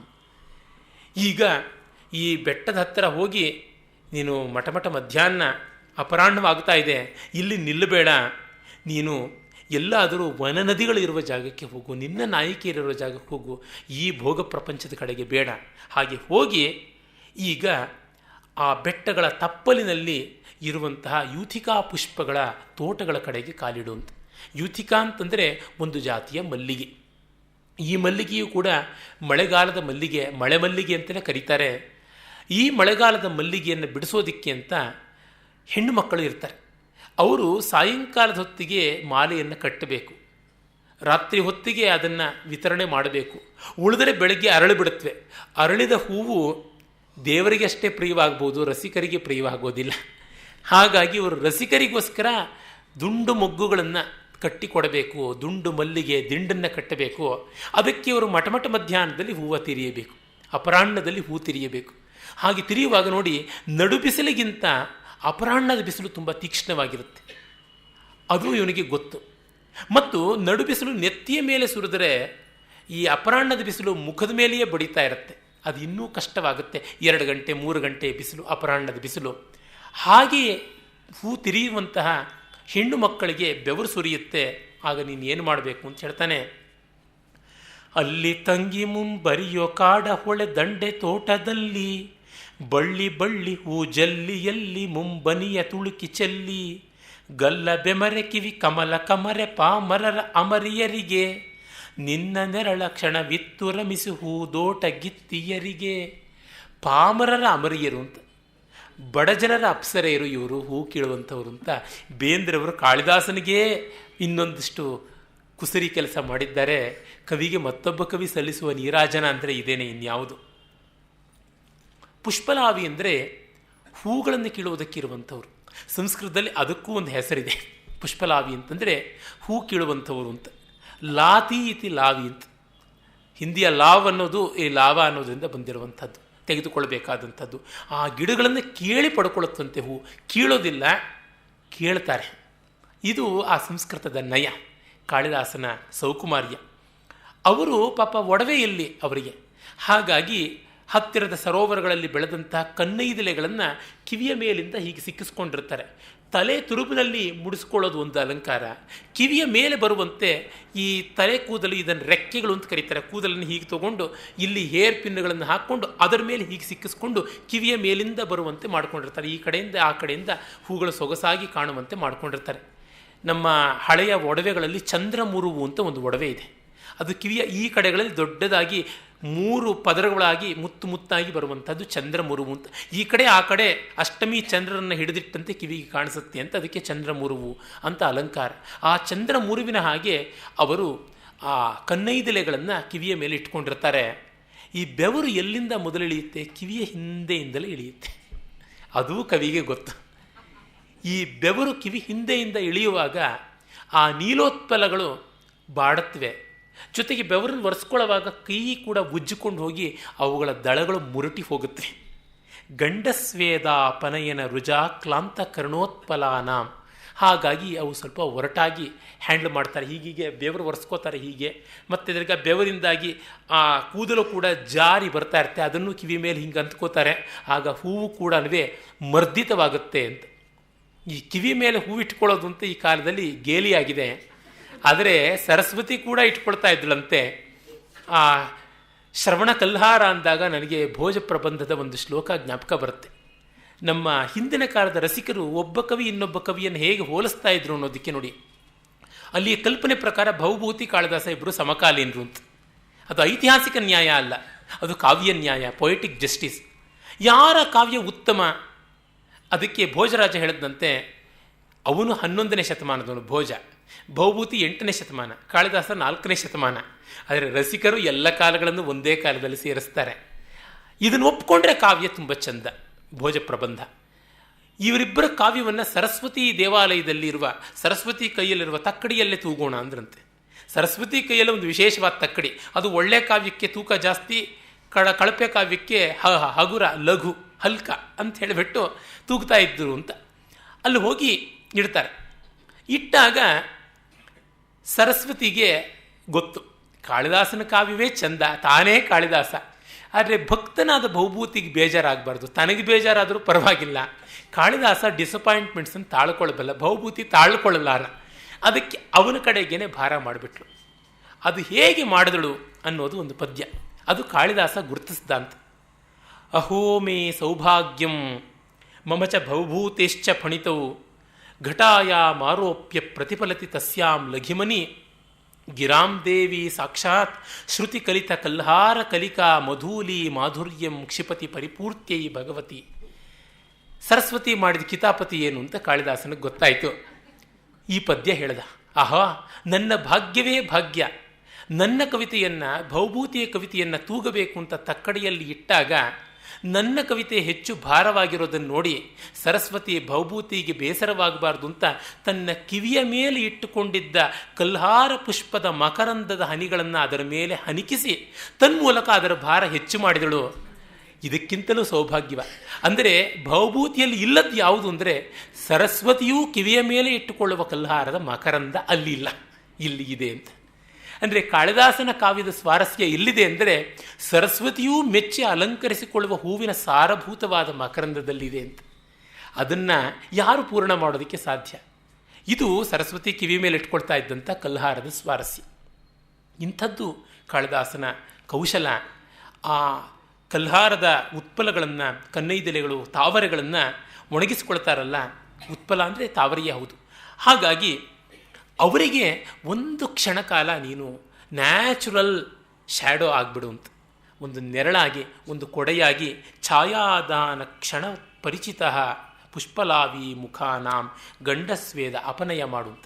ಅಂದರೆ ಅವ್ರ ಮೇಲೆ ನಮಗೆ ಗೊತ್ತು, ಬಿಸಿಲಿನಲ್ಲಿ ಹೋಗುವಾಗ ಮೋಡ ಒಂದು ಕ್ಷಣ ಸೂರ್ಯನಿಗೆ ಅಡ್ಡ ಬಂದರೆ ಎಷ್ಟು ತಂಪಿನ ಭಾವ ಆಗುತ್ತೆ. ಅವರು ಹಾಗೆ ನಿನ್ನ ಕಡೆಗೆ ಕೃತಜ್ಞತೆಯಿಂದ ನೋಡ್ತಾರೆ. ಆ ನೋಟ ಎಷ್ಟು ಚೆನ್ನ. ಇವರದು ದುಡಿತದ ಬೆವರು, ಈ ಬೆವರನ್ನು ಒರೆಸಬೇಕಾದದ್ದು ನಿನ್ನ ಧರ್ಮ, ಆ ಬೆವರಿಗೆ ಸೊಪ್ಪಾಕಬೇಕಾದದ್ದಲ್ಲ ಅಂತ. ಅಂದರೆ ಇದನ್ನು ಯಾವುದನ್ನು ಹೇಳದೆಯೇ ಹೇಳ್ತಾ ಇದ್ದಾನೆ. ಕಲೆ ಉಪದೇಶ ಮಾಡಿದರೆ ಅದು ಕಲೆ ಅಲ್ಲ, ಅದು ಕಲೆಯ ಕೊಲೆ ಆಗುತ್ತೆ. ಈ ಹೊತ್ತು ನಮ್ಮ ಕನ್ನಡದ ಕಾವ್ಯ ಮೊದಲಾಗಿ ಸೇರಿದಂತೆ ಎಲ್ಲವೂ ಕೂಡ ಬದ್ಧತೆ ಬದ್ಧತೆ ಅಂತ. ಅದೇನು ಮಲಬದ್ಧತೆಯಾ ಅಂತ ನನಗನ್ಸುತ್ತೆ, ಕಾನ್ಸ್ಟಿಪೇಷನ್ನ ಅಂತ. ಏನು ಬದ್ಧತೆ? ಕವಿ ಯಾವುದಕ್ಕೂ ಬದ್ಧನಲ್ಲ, ನಿಯತಿಕೃತ ನಿಯಮರಹಿತನಾದವನು. ಆದರೆ ಅವನು ಸಿದ್ಧನಾದ ಕಾರಣ, ರಸಸಿದ್ಧನಾದ ಕಾರಣ ಬರದತ್ತಕ್ಕೆ ಜೀವನ ಬದ್ಧತೆ ಇರುತ್ತೆ. ಈ ವಿಸ್ತಾರವಾದ ಜೀವನವನ್ನು ಯಾವುದೋ ಒಂದು ಸಿದ್ಧಾಂತಕ್ಕೆ ಬದ್ಧ ಮಾಡೋದು ಎಷ್ಟು ಸರಿಯಾಗುತ್ತೆ? ಖಂಡಿತ ಅಲ್ಲ. ಹಾಗಾಗಿ ನಮ್ಮ ಅಲಂಕಾರಿಕರು ನಿಯತಿಕೃತ ನಿಯಮರಹಿತಾಂ ಹ್ಲಾದೈಕಮಯೀಂ ಅನನ್ಯ ಪರತಂತ್ರಾಂ ನವರಸರುಚಿರಾಂ ನಿರ್ಮಿತಿಂ ಆದದತಿ ಭಾರತೀ ಕವೇರ್ಜಯತಿ ಅಂತಂದರು. ಈ ಮೆಸೇಜ್ ಕೊಡೋದು ಅಂತಿದೆಯಲ್ಲ, ಅದನ್ನು ಕೇಳಿದ್ರೆ ನನಗೆ ನಖಶಿಕಾಂತ ಉರಿ ಹತ್ತು ಬಿಡುತ್ತೆ. ಕಾಳಿದಾಸನ ಮೇಘವೂ ಆ ಉರಿಯನ್ನು ತಣಿಸೋದಕ್ಕೆ ಆಗೋದಿಲ್ಲ ಅಂತ ಅನ್ಸುತ್ತೆ. ಮೆಸೇಜ್ ಎಂಥದ್ದಿದೆ? ಮಹಾತ್ಮ ಗಾಂಧಿ ಹೇಳಿದ್ರು, my life is my message ಅಂತ. ಹಾಗೆ ಕವಿಯ ಕಾವ್ಯವೇ ಸಂದೇಶ, ಕಾವ್ಯದ ಒಳಗೆ ಒಂದು ಸಂದೇಶ ಅನ್ನೋದು ಏನಾಗಿದ್ರು ಆಗುತ್ತಾ? ಹೀಗಾಗಿ ಕವಿ ಅದನ್ನು ನಮ್ಮ ಭಾವನೆಗೆ ಬಿಡ್ತಾನೆ. ಆದರೆ ಮೆಸೇಜಿಗೆ ಬೇಕಾದಷ್ಟು ತಾತ್ವಿಕವಾದ ಅಂಶಗಳನ್ನು ಅಲ್ಲಲ್ಲಿ ಆ ಮೋಡದ ಜೊತೆಗೆ ಮಿಂಚು ಹೇಗಿರುತ್ತೋ ಇದ್ದೇ ಇರುತ್ತೆ. ಆದರೆ ಬರೀ ಮಿಂಚೋದಕ್ಕಲ್ಲ ಮೋಡ ಇರೋದು, ರಸವನ್ನು ಸುರಿಸೋದಕ್ಕೆ ತಾನೇ ಇರುವಂಥದ್ದು. ಹೀಗಾಗಿ ಈ ಪುಷ್ಪಲಾವಿಯರ ಮುಖಕ್ಕೆ ತಂಪನ್ನು ತಂದು ಅವರ ಕಿವಿಯ ಮೇಲಿರುವ ಕನ್ನೈದೆಲೆಗಳು, ತಾವರೆಗಳು ಮತ್ತೆ ನಳನಳಿಸುವ ಹಾಗೆ ಮಾಡಿ ನೀನು ಹೋಗಬೇಕು. ಅವರು ನಕ್ಕರೆ ಆ ನಗುವಿನಲ್ಲಿ ಎಂಥ ಆನಂದ ಉಂಟು. ಶುಚಿಸ್ಮಿತ ಅಂತ ಕರೀತಾರಲ್ಲ, ಅದು ಹಳ್ಳಿಯ ಹೆಣ್ಣು ಮಕ್ಕಳು ಪಾಪ ಚಿಕ್ಕ ಚಿಕ್ಕ ಹುಡುಗಿಯರೇ ಬರ್ತಾರೆ ಅನ್ಸುತ್ತೆ. ಈ ಹೂವು ಕೇಳೋಕ್ಕೆಲ್ಲ ತಾಯಂದರು ಬಂದುಬಿಟ್ರೆ ಮನೆ ಕೆಲಸ ಮಾಡೋದು ಯಾರು? ಚಿಕ್ಕ ಹೆಣ್ಣು ಮಕ್ಕಳು ಪಾಪ ಆ ಮುಗ್ಧ ಮನೋಹರವಾದ ನೋಟದಿಂದ ನಿನ್ನ ಕಡೆಗೆ ಕೃತಜ್ಞತೆಯನ್ನು ತೋರಿಸ್ತಾರಲ್ಲ, ಅದು ತುಂಬ ದೊಡ್ಡದು. ಅವರನ್ನು ಶಿಶಿರ ಮಾಡು, ತಂಪಾಗಿಸು. ಹಾಗೆ ತಂಪಾಗಿಸಿ ನೀನು ಹೋದರೆ ಅವರಿಗೆ ಆದ ಈ ಒಂದು ಕ್ಷಣದ ವಿಶ್ರಾಂತಿ ನಿನಗೆ ತುಂಬ ಪುಣ್ಯ ಕೊಡಿಸುತ್ತೆ. ನೀನು ಮತ್ತಷ್ಟು ಮೇಲೆ ಹಾರ್ತೀಯ, ಮತ್ತಷ್ಟು ವೇಗವಾಗಿ ಹೋಗ್ತೀಯ. ಪುಣ್ಯ ಸಂಪಾದನೆ ಮಾಡಿದರೆ ಊರ್ಧ್ವಲೋಕಕ್ಕೆ ಹೋಗ್ತೀವಲ್ಲ, ಅದು ಅಲಕಾನಗರಿವರೆಗೆ ಹೋಗೋದಕ್ಕೆ ಇವನಿಗೆ ಬೇಕಲ್ಲ ಮೋಡಕ್ಕೆ ತರಾಣ, ಅದು ಕೂಡ ಉಂಟು. ಈಗ ನೀನು ನಮ್ಮ ಊರಿಗೆ ಹೋಗು ಅಂತ ಹೇಳ್ತಾನೆ. ಇಲ್ಲಿ ನೋಡಿ, ಭಾರತದಲ್ಲಿ ಮಾನ್ಸೂನ್ ಮೋಡಗಳು ಹೀಗೆ ಹೋಗಿ ಈ ಕಡೆಗೆ ಹಿಂಗೆ ತಿರ್ಕೊಂಡು ಹೋಗುತ್ತೆ. ಆ ಒಂದು ಶಿಫ್ಟ್ ಆಗುವಂಥದ್ದು ದಶಾರ್ಣದಿಂದ ಉಜ್ಜಯಿನಿ ಕಡೆಗೆ ಸ್ವಲ್ಪ ಮೇಲೆ ಹೋಗಿ ಉತ್ತರಕ್ಕೆ ಒಂದು ಸ್ವಲ್ಪ ದಕ್ಷಿಣ ಮತ್ತು ಪಶ್ಚಿಮದ ಕಡೆ ಹಿಂಗೆ ತಿರುಗಿ ಮತ್ತೆ ಹೋಗುತ್ತೆ. ಹೀಗೆ ಒಂದು ಹಾವು ಹರಿದಂತೆ ಹಾಗೆ ಹೋಗುತ್ತೆ. ಅದು ಕರೆಕ್ಟಾಗಿ ಗೊತ್ತಿದ್ದ ಕಾರಣವೇ ಕವಿ ಅದನ್ನು ಬಳಸ್ಕೊಂಡಿದ್ದಾನೆ.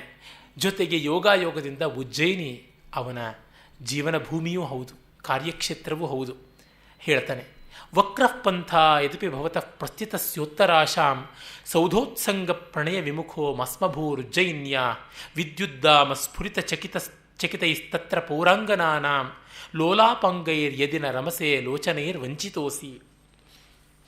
ಬೇಂದ್ರೆಯವರ ಅನುವಾದ ನೋಡಿ.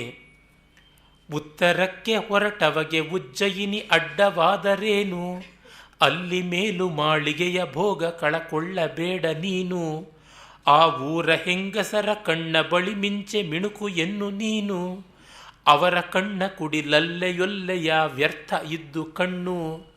ನಮ್ಮೂರಿನ ಹೆಂಗಸರ ಕಣ್ಣು ನೋಡಿದ್ರೆ ನಿನ್ನ ಮಿಂಚು ಯಾಕೆ, ಅದು ಹೆಂಚು. ಹೀಗೆ ಅವನು ಹೇಳ್ತಾನೆ, ನಮ್ಮ ಊರ ಕಡೆಗೆ ನೀನು ಹೋಗು ಅಂತ. ಯಕ್ಷನಿಗೆ ವೇಗವಾಗಿ ಹೋಗಬೇಕು ಅಂತ ಇದೆ ಮೋಡ, ಆದರೆ ಯಕ್ಷನನ್ನು ನುಡಿಸುವ ಕವಿಗೆ ಆ ಮೋಡ ನಮ್ಮೂರ ಕಡೆಗೂ ಹೋಗಬೇಕು ಅಂತಿದೆ. ಆದರೆ ಅದು ನ್ಯಾಚುರಲ್ ಕೋರ್ಸ್ ಆಫ್ ದಿ ಕ್ಲೌಡ್ಗಿಂತ ಭಿನ್ನವಲ್ಲ. ಕಾಳಿದಾಸ ತನ್ನ ಇಷ್ಟಾರ್ಥವನ್ನು ಸಮಷ್ಟಿಯ ಇಷ್ಟಾರ್ಥದ ಜೊತೆಗೆ ಸೇರಿಸ್ತಾ ಇದ್ದಾನೆ. ಯಾವತ್ತೂ ನಮ್ಮ ಬಯಕೆಗಳನ್ನು ನಾವು ಈಡೇರಿಸ್ಕೊಳ್ಳೋದು ತಪ್ಪಲ್ಲ, ಆದರೆ ಅದು ವಿಶ್ವದ ಅರ್ಥಕಾಮಗಳಿಗೆ ಅನುರೋಧವಾಗಿರಬೇಕು. ಧರ್ಮಾವಿರುದ್ಧೋ ಭೂತೇಶು ಕಾಮೋಸ್ಪಿ ಭರತರ್ಷಭ ಅಂತ ಕೃಷ್ಣ ಹೇಳಿದ್ದು ಈ ಅರ್ಥದಲ್ಲಿ.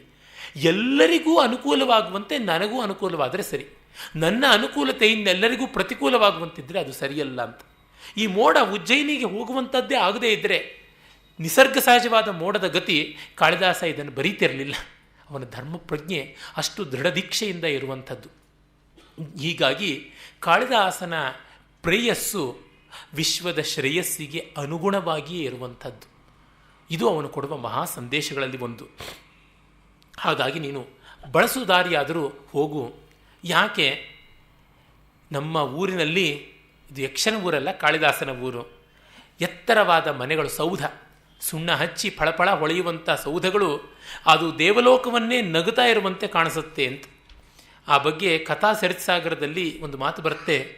ಅಸ್ತಿ ಹೋಜ್ಜಯಿನಿ ನಾಮ ನಗರಿ ಭೂಷಣಂ ಭುವಃ ಹಸಂತೀವ ಸುಧಾಧೌತೆ ಪ್ರಾಸಾದೈರಮರಾವತಿ. ಬೆಳ್ಳಗೆ ಸುಣ್ಣ ಹಚ್ಚಿರುವಂತಹ ಆ ಎತ್ತರವಾದ ಸೌಧಗಳು ಅಮರಾವತಿಯನ್ನು ಕೇಕೆ ಹಾಕ್ಕೊಂಡು ನಗುತ್ತಾ ಇರುವಂತೆ ಕಾಣಿಸುತ್ತಂತೆ. ಇದೇನು ಸೌಭಾಗ್ಯ ಅಮರಾವತಿ ಇದು ಅಂತ. ತೆಲುಗಿನ ಕವಿ, ನಮ್ಮ ವಿಜಯನಗರ ಸಾಮ್ರಾಜ್ಯದವನು, ಅದರ ಇಳಿಗಾಲದಲ್ಲಿದ್ದಂಥವನು ಪಿಂಗಳಿ ಸೂರನ ಅಂತ, ಅವನು ಕಲಾಪೂರ್ಣೋದಯ ಅಂತ ಒಂದು ಕಾವ್ಯ ಬರೆದಿದ್ದಾನೆ. ಅಲ್ಲಿ ದ್ವಾರಾವತಿಯಲ್ಲಿದ್ದಂಥ ಸುಂದರಿಯರು ಉಯ್ಯಾಲೆ ಆಡ್ತಾ ಇದ್ದಾಗ ಉಯ್ಯಾಲೆಯಲ್ಲಿ ಕಾಲು ಹಿಂದಕ್ಕೆ ತಳ್ಳಿ ಮತ್ತೆ ಮುಂದಕ್ಕೆ ಹೋಗಿ ಮೇಲಕ್ಕೆ ಕಾಲು ಚಾಚ್ತೀವಲ್ಲ, ಹಾಗೆ ಕಾಲು ಚಾಚೋದು ಹೇಗಿತ್ತು ಅಂದರೆ, ಈ ಸ್ವರ್ಗ ಎಂಥದ್ದು, ಒದೆಯೋದಕ್ಕೆ ನಾವು ಸಿದ್ಧರಾಗಿದ್ದೀವಿ ಅಂತ ಹೇಳುವಂತೆ ಇತ್ತು ಅಂತ. ಸ್ವರ್ಗದಲ್ಲಿ ಇಂದ್ರ ಇದ್ದಾನೆ, ಇಲ್ಲಿ ಉಪೇಂದ್ರ ಇದ್ದಾನೆ. ಸ್ವರ್ಗದಲ್ಲಿ ಲಕ್ಷ್ಮಿ ಇಲ್ಲ, ಇಲ್ಲಿ ಲಕ್ಷ್ಮಿಯ ಜೊತೆಗೆ ಇನ್ನೂ ಬೇಕಾದಷ್ಟು ಜನ ಇದ್ದಾರೆ ಅಂತ ಈ ರೀತಿಯಲ್ಲಿ ಅವರು ತಳ್ಳುವಂತೆ ಕಾಣಿಸ್ತಾ ಇತ್ತು ಸ್ವರ್ಗವನ್ನು ಅಂತ. ಇಲ್ಲಿ ಅಮರಾವತಿಯನ್ನು ನೋಡಿ ನಗುವಂತೆ ಕಾಣಿಸ್ತಾ ಇತ್ತು. ಉಜ್ಜಯಿನಿ ಯಾಕೆ ನಗುತ್ತೆ ಅಂದರೆ, ಉತ್ ಜೈನಿ, ಮೇಲಿಂದನ್ನು ಜಯಿಸುವಂಥದ್ದು. ಮೇಲಿರೋದು ಅಮರಾವತಿ, ಅದನ್ನು ಜಯಿಸುವಂಥದ್ದೇ ಉಜ್ಜಯಿನಿ ಅಂತ ಹೆಸರಲ್ಲೇ ಉಂಟು. ಜೊತೆಗೆ ಇಂದ್ರಲೋಕದಲ್ಲಿ ಇಂದ್ರ ಇದ್ದರೂ ಮಹಾದೇವ ಇಲ್ಲ, ಮಹಾಕಾಲ ಇಲ್ಲ. ದೇವಲೋಕಕ್ಕೂ ಒಂದು ಕಾಲ, ಕೊನೆಗಾಲ ಉಂಟು, ಆದರೆ ಉಜ್ಜಯಿನಿಗೆ ಕೊನೆಗಾಲ ಇಲ್ಲ. ಕಾಲನಾದ ಮಹಾದೇವನೇ ಇಲ್ಲಿದ್ದಾನೆ. ಜೊತೆಗೆ ಏನಲ್ಲಿ ಉಜ್ಜಯಿನಿಯ ಸ್ವಾರಸ್ಯ ಅಂದರೆ, ಭಾರತದ ವೇಧಶಾಲೆ ಅದಾಗಿತ್ತು, ಅಬ್ಸರ್ವೇಟ್ರಿ, ಖಗೋಳಶಾಸ್ತ್ರದ ಎಲ್ಲ ಅಧ್ಯಯನ ಕೂಡ ಉಜ್ಜಯಿನಿಯಲ್ಲಿ ನಡೀತಾ ಇತ್ತು. ಈ ಉಜ್ಜಯಿನಿಯಲ್ಲಿ ವಿಷ್ಣುವೇ ಬಂದು, ಕೃಷ್ಣಾವತಾರಿ ಬಂದು ಅಲ್ಲಿ ಪಾಠ ಕಲಿತವನು. ಸಾಂದೀಪನಿ ಮುನಿಗಳ ಆಶ್ರಮ ಉಜ್ಜಯಿನಿಯಲ್ಲಿದೆ. ಬೇತಾಲೇಶ್ವರ ತಾನು ಮದ್ಯ ಕುಡಿಯೋದಕ್ಕೆ ಇದ್ದಾನೆ. ಇವತ್ತು ಉಜ್ಜಯಿನಿಯಲ್ಲಿರುವಂಥ ಬೇತಾಲೇಶ್ವರನಿಗೆ ಮದ್ಯವನ್ನೇ ನೈವೇದ್ಯವಾಗಿ ಇಡ್ತಾರೆ, ತೀರ್ಥವಾಗಿ ಇಡ್ತಾರೆ. ನಮ್ಮ SR ಲೀಲಾ ಅವರು ಉಜ್ಜಯಿನಿಗೆ ಹೋಗಿದ್ದಾಗ ಅಲ್ಲಿ ಭೋಪಾಲಿನ ಒಳ್ಳೆಯ ರಸಿಕರಾದ ಸಂಸ್ಕೃತ ಕವಿ ಅವರು ಭಾಸ್ಕರಾಚಾರ್ಯ ತ್ರಿಪಾಠಿಗಳು, ಭಗಿನಿ ಲೀಲೆ ಪ್ರಸಾದ ರೂಪೇಣ ಐತಿ ಲವಮಾತ್ರಮಪಿ ಸ್ವೀಕ್ರಿಯತಾಂ ಆಸವೋಯಂ ಅಂತ ಹೇಳ್ಬಿಟ್ಟಂತಂದ್ರು. ಪ್ರಸಾದ ರೂಪವಾಗಿ ತಗೊಳ್ಳಿ ಅಂತ. ಇಲ್ಲ, ಪ್ರಸಾದವಾದರೂ ಕೂಡ ವಿಕಾರವನ್ನು ಉಂಟು ಮಾಡುತ್ತೆ, ತಗೊಳ್ಳೋದಿಲ್ಲ ಅಂತ ಅವರು ಹೇಳಿದ್ರಂತೆ. ಬೇತಾಲೇಶ್ವರನ ಬಾಯಿಗೆ ಬಾಟ್ಲಿಡ್ತಾರೆ. ಆ ಬೇತಾಲೇಶ್ವರ ಭಕ್ತರಿಗಾಗಿ ಒಂದು ಸ್ವಲ್ಪ ಉಳಿಸಿ ಮಿಕ್ಕದನ್ನು ಕುಡಿತಾನೆ. ಉಳಿದದ್ದನ್ನು ಇವರು ತೀರ್ಥರೂಪವಾಗಿ ತೆಗೆದುಕೊಳ್ತಾರೆ. ಅಲ್ಲಿ ಬೇತಾಲೇಶ್ವರ ಹಾಗೆ ಇದ್ದಾನೆ, ಮಧ್ಯದಲ್ಲಿಯೇ ಮಹಾಕಾಲ ಇದ್ದಾನೆ. ಆ ಮಹಾಕಾಲ ತ್ರಿಪುರಾಸುರ ಸಂಹಾರಿಯಾದವನು. ಮುಪ್ಪೊಳಲ್ ಉರಿಗ ಅಂತ ಹಳಗನ್ನಡದಲ್ಲಿ ಹೇಳ್ತಾರೆ. 3 ನಗರಗಳನ್ನು ಆ ತಾರಕಾಕ್ಷ, ವಿದ್ಯುನ್ಮಾಲಿ, ಕಮಲನಯನ ಅನ್ನುವಂತಹ 3 ಜನ ರಾಕ್ಷಸರು, ತಾರಕಾಸುರನ ಮಕ್ಕಳನ್ನು ಈಶ್ವರ ಸುಟ್ಟು ಬೂದಿ ಮಾಡಿದ್ದು ತ್ರಿಪುರ ವಿಜಯಿಯಾಗಿ ಅಲ್ಲಿಯೇ. ಅದಕ್ಕಾಗಿ ಅವನು ತಪಸ್ಸು ಮಾಡಿದನಂತೆ. ಮಹಾದೇವನು ತಪಸ್ಸು ಮಾಡಿದ, ಮಹಾವಿಷ್ಣುವು ವಿದ್ಯೆಗಾಗಿ ತಪಸ್ಸು ಮಾಡಿದ. ಇಂಥ ಹರಿಹರರ ತಪೋಭೂಮಿ. ಹಾಗಾಗಿ ಅದು ಬರೀ ಲಾಂಪಟ್ಯದ ಭೋಗಭೂಮಿ ಅಲ್ಲ, ಅಮರಾವತಿಗಿಂತ ಮೇಲು. ಇದು ಸಾಧಕರ ನಗರಿ.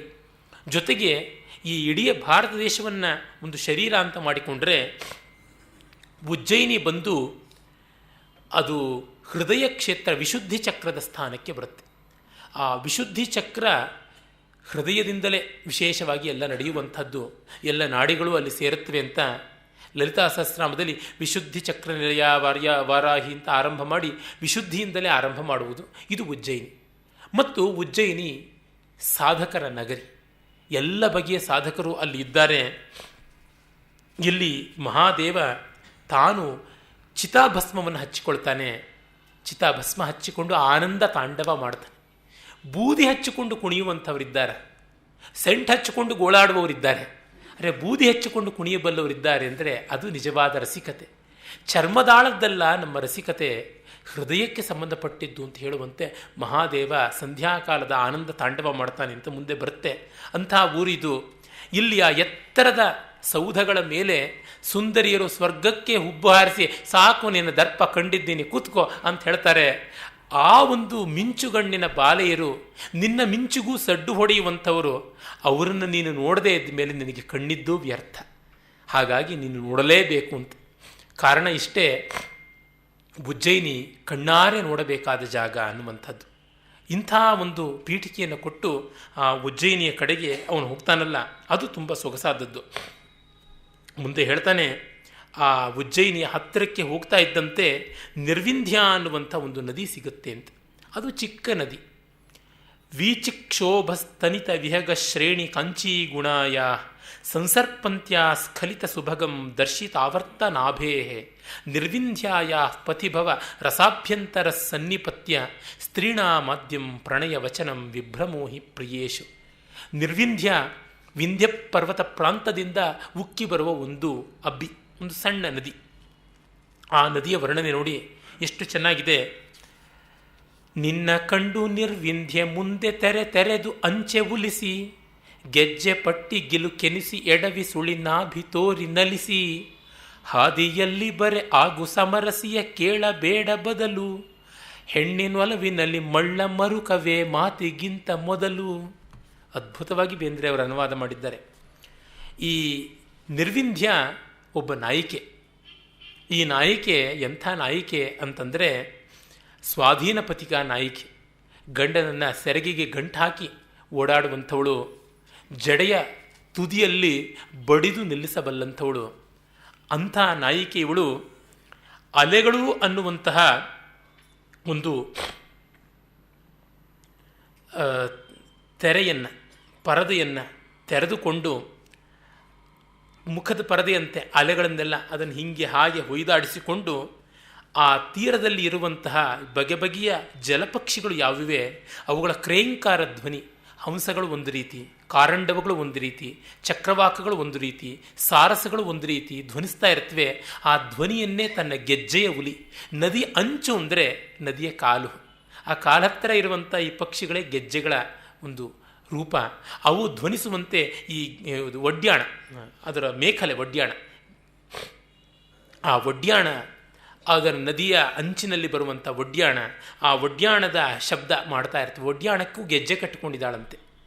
ಈ ಸುಂದರಿಯರ ಅಲಂಕಾರದ ವಿಭ್ರಮವೇ ವಿಭ್ರಮ. ಒಡ್ಯಾಣಕ್ಕೆ ಝಣಝಣತ್ಕಾರ ಮಾಡುವಂಥ ಕಿಂಕಣಿಗಳನ್ನು ಕಟ್ಟಿಕೊಂಡಿದ್ದಾಳೆ. ಮತ್ತು ಆ ತೆರೆ ಅನ್ನುವಂತಹ ಸೆರಗನ್ನು, ಪರದೆಯನ್ನು ಪಕ್ಕಕ್ಕೆ ಸರಿಸ್ತಾಳೆ. ಅವಳ ಶರೀರ ಕಾಣ್ತಾ ಇದೆ.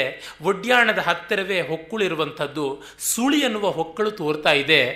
ಇಷ್ಟು ಮದೋನ್ಮತ್ತಿಯಾಗಿರುವಂಥವಳು ಅವಳು ನಿನ್ನನ್ನು ಕೆಣಕ್ತಾಳೆ. ನೀನು ಅವಳಲ್ಲಿ ಮನಸ್ಸು ಮಾಡದೇ ಇರ್ತೀಯ, ಅವಳ ಮಾತನ್ನು ಅವಳ ಜೊತೆ ಮಾತಾಡದೇ ಇರ್ತೀಯ. ಮೊದಲು ನೀನು ಗುಡುಗಬೇಕು. ಗುಡುಗಿದ್ರೆ ಅವಳು ತುಂಬ ಸಂತೋಷ ಪಡ್ತಾಳೆ. ಮತ್ತು ಸ್ತ್ರೀಯರು ಮಾತಾಡೋಲ್ಲ. ಅವರ ಹಾವ ಭಾವ ವಿಲಾಸ ವಿಭ್ರಮ ಬಿಬ್ಬೋಕಗಳೇನೆ ಅವರ ಮಾತು. ಹಾಗಾಗಿ ಹೆಣ್ಣು ಮಕ್ಕಳು ಮಾತಾಡೋದಿಲ್ಲ, ಮಾತಾಡದೆ ಮಾತಾಡ್ತಾರೆ. ಆ ಮಾತು ಏನು ಅಂತ ನೀನು ತಿಳ್ಕೊ, ಆಮೇಲೆ ಉಜ್ಜಯಿನಿಗೆ ಹೋಗೋದಕ್ಕೆ ಸಿದ್ಧ ಆಗುವಂತ. ಈ ಸ್ವಾಧೀನ ಪತಿಕೆ ಮೊದಲು ವಿರಹಿಣಿಯೂ ಆಗಿದ್ದಳು. ಆ ವಿರಹಿಣಿಯ ವಿರಹದ ಸ್ಥಿತಿ ಎಂಥದ್ದು ಅನ್ನೋದನ್ನು ಮತ್ತೊಂದು ಪದ್ಯದಲ್ಲಿ ತುಂಬ ಚೆನ್ನಾಗಿ ಹೇಳ್ತಾನೆ. ವೇಣೀಭೂತ ಪ್ರತನು ಸಲಿಲಾ ಸಾವತೀತಸ್ಯ ಸಿಂಧು ಪಂಡುಚ್ಛಾಯ ತರುತ ತಟರುಹ ತರು ಭ್ರಂಶಿಭಿರ್ಜೀರ್ಣಪತ್ರೈ ಜೀರ್ಣಪರ್ಣೈ ಸೌಭಾಗ್ಯಂ ತೇ ಸುಭಗ ವಿರಹಾವಸ್ಥೆಯ ವ್ಯಂಜಯಂತಿ ಕಾರ್ಶ್ಯಂ ಯೇನ ತ್ಯಜತಿ ವಿಧಿನ ಸತ್ವೈವೋಪಪಾದ್ಯ. ಇಲ್ಲಿ ಇವಳು ವಿರಹಿಣಿಯರ ಸ್ಥಿತಿಯನ್ನು ಪಡೆದಿದ್ದಳು. ಈಗ ನೀನು ಬಂದಾಗ ಸ್ವಾಧೀನ ಪತಿಕೆ ಆಗ್ತಿದ್ದಾಳೆ. ಹೇಗೆ ಮೊದಲು ವಿರಹಿಣಿ ಆಗಿದ್ದಳು? ಬೇಂದ್ರೆಯವರ ಅನುವಾದ ನೋಡಿ. ಹೆಳಲು ಇಳಿದು ಒಕ್ಕಾಲು ಉಳಿದು ನಡೆದಿಹಳು ತೆಳ್ಳಗಾಗಿ ದಡದ ಮರದ ಒಣ ಎಲೆಗಳುದರಿ ತನ್ನುದರ ಬೆಳ್ಳಗಾಗಿ ನೀನು ಸೊಬಗ ನಿನ್ನಿಂದ ಅಗಲಿತ ಸೊರಗಿ ಸಣ್ಣಗಹಳು ದೈವದಿಂದ ನಿನ್ನನ್ನು ಸೇರಿ ಮೈದುಂಬಿಕೊಳ್ಳಬಹಳು. ಅವಳ ಈ ಶರೀರವೇ ಸೊರಗಿಬಿಟ್ಟಿದೆ. ಹಾಗಾಗಿ ನದಿಯ ಪಾತ್ರದ ತುಂಬ ಹರಿತಾ ಇಲ್ಲ, ಎಲ್ಲೋ ಒಂದು ಕಡೆ ಹರಿತಾ ಇದೆ, ಮತ್ತೊಂದು ಕಡೆ ಸಣ್ಣ ತೊರೆ. ಆ ಸಣ್ಣ ತೊರೆ ಅವಳ ತೆಳ್ಳಗಾಗಿರುವಂಥ ಜಡೆ. ಈ ಏಕವೇಣಿ ಧರೆ ಹಾಗಾಗಿದ್ದಾಳೆ, ಇನ್ನೊಂದು ಕಡೆಗೆ ತೆಳ್ಳಗಾಗಿದ್ದಾಳೆ. ಆ ದಡದಲ್ಲಿ ಇರುವಂಥ ಮರಗಳು ಹಣ್ಣೆಲೆಗಳನ್ನು ಉದುರಿಸಿವೆ. ಆ ಬಿಳಿಚಿಕೊಂಡ ಹಣ್ಣೆಲೆಗಳು ಇವಳು ನಿನ್ನ ವಿರಹದಲ್ಲಿ ಅನೇಮಿಕ್ ಆಗಿದ್ದಾಳೆ, ಪಾಂಡುಮುಖಿಯಾಗಿದ್ದಾಳೆ, ಬಿಳಿಚಿಕೊಂಡಿದ್ದಾಳೆ ಅನ್ನುವಂತೆ ತೋರ್ತಾ ಇದೆ. ಹೀಗಿರುವಂಥವಳನ್ನು ನೀನು ಸ್ವಲ್ಪ ಕಾಲ ತಂಗಿ ಸಂತೋಷಪಡಿಸಿ ಅವಳಿಗೆ ಗೆಲುವನ್ನು ತಂದು ಕೊಟ್ಟಾಗ ಮೈ ತುಂಬಿಕೊಳ್ತಾಳೆ, ಆಮೇಲೆ ಹೋಗ್ಬೋದು ಅಂತ. ಅಂದರೆ ನೀನು ಮಳೆ ಸುರಿಸಬೇಕು ಅನ್ನೋದನ್ನು ಅದೆಷ್ಟು ಚೆನ್ನಾಗಿ, ಅದೆಷ್ಟು ರಮಣೀಯವಾಗಿ ಹೇಳಿದ್ದಾನೆ ಕವಿ ನೋಡಿ. ಇನ್ನು ಈ ಉಜ್ಜಯಿನಿಗೆ ಬರುವಂಥದ್ದು, ಅದರ ಸೊಗಸನ್ನು ಹೇಳ್ತಾನೆ. ಈಗ ನೋಡಿ, ಪ್ರಪ್ಯಾವಂತಿ ನುದಯನ ಕಥಾ ಕೋವಿದ ಗ್ರಾಮವೃದ್ಧಾನ್ ಪೂರ್ವೋದ್ದಿಷ್ಟ ಮನುಸರ ಪುರೀಂ ಶ್ರೀ ವಿಶಾಲಾಂ ವಿಶಾಲಾಂ ಸ್ವಲ್ಪೀಭೂತೆ ಸುಚರಿತ ಫಲೆ ಸ್ವರ್ಗಿಣಾಂ ಗಾಂಗತಾನಾಂ ಶೇಷೈಃ ಪುಣ್ಯೈ ಹೃತಮಿವ ದಿವಃ ಕಾಂತಿಮತ್ ಖಂಡಮೇಕಂ. ಇಲ್ಲಿ ಊರಿಗೆ ಬರೋಕ್ಕೆ ಮುಂಚೆ ನದಿ. ಈ ಉಜ್ಜಯಿನಿಯ ಪಕ್ಕದಲ್ಲಿಯೇ ಶಿಪ್ರ ಅಥವಾ ಕ್ಷಿಪ್ರ, ಸಿಪ್ರ ಅನ್ನುವಂಥ ಒಂದು ನದಿ ಇದೆ. ಅದಕ್ಕೂ ಮುಂಚೆ ನಿರ್ವಿಂಧ್ಯ. ಎಲ್ಲ ನಾಯಕಿಯರನ್ನು ಮಾತಾಡಿಸ್ಕೊಂಡು ಬರಬೇಕು ಈತ ದಕ್ಷಿಣ ನಾಯಕ. ಈಗ ಉದಯನನ ಊರು ವಾಸವದತ್ತೆ ಊರು, ಇದು ಊರು ನಮ್ಮ ಊರು ಕಾಣಿಸುತ್ತೆ ಅಂತಾನೆ.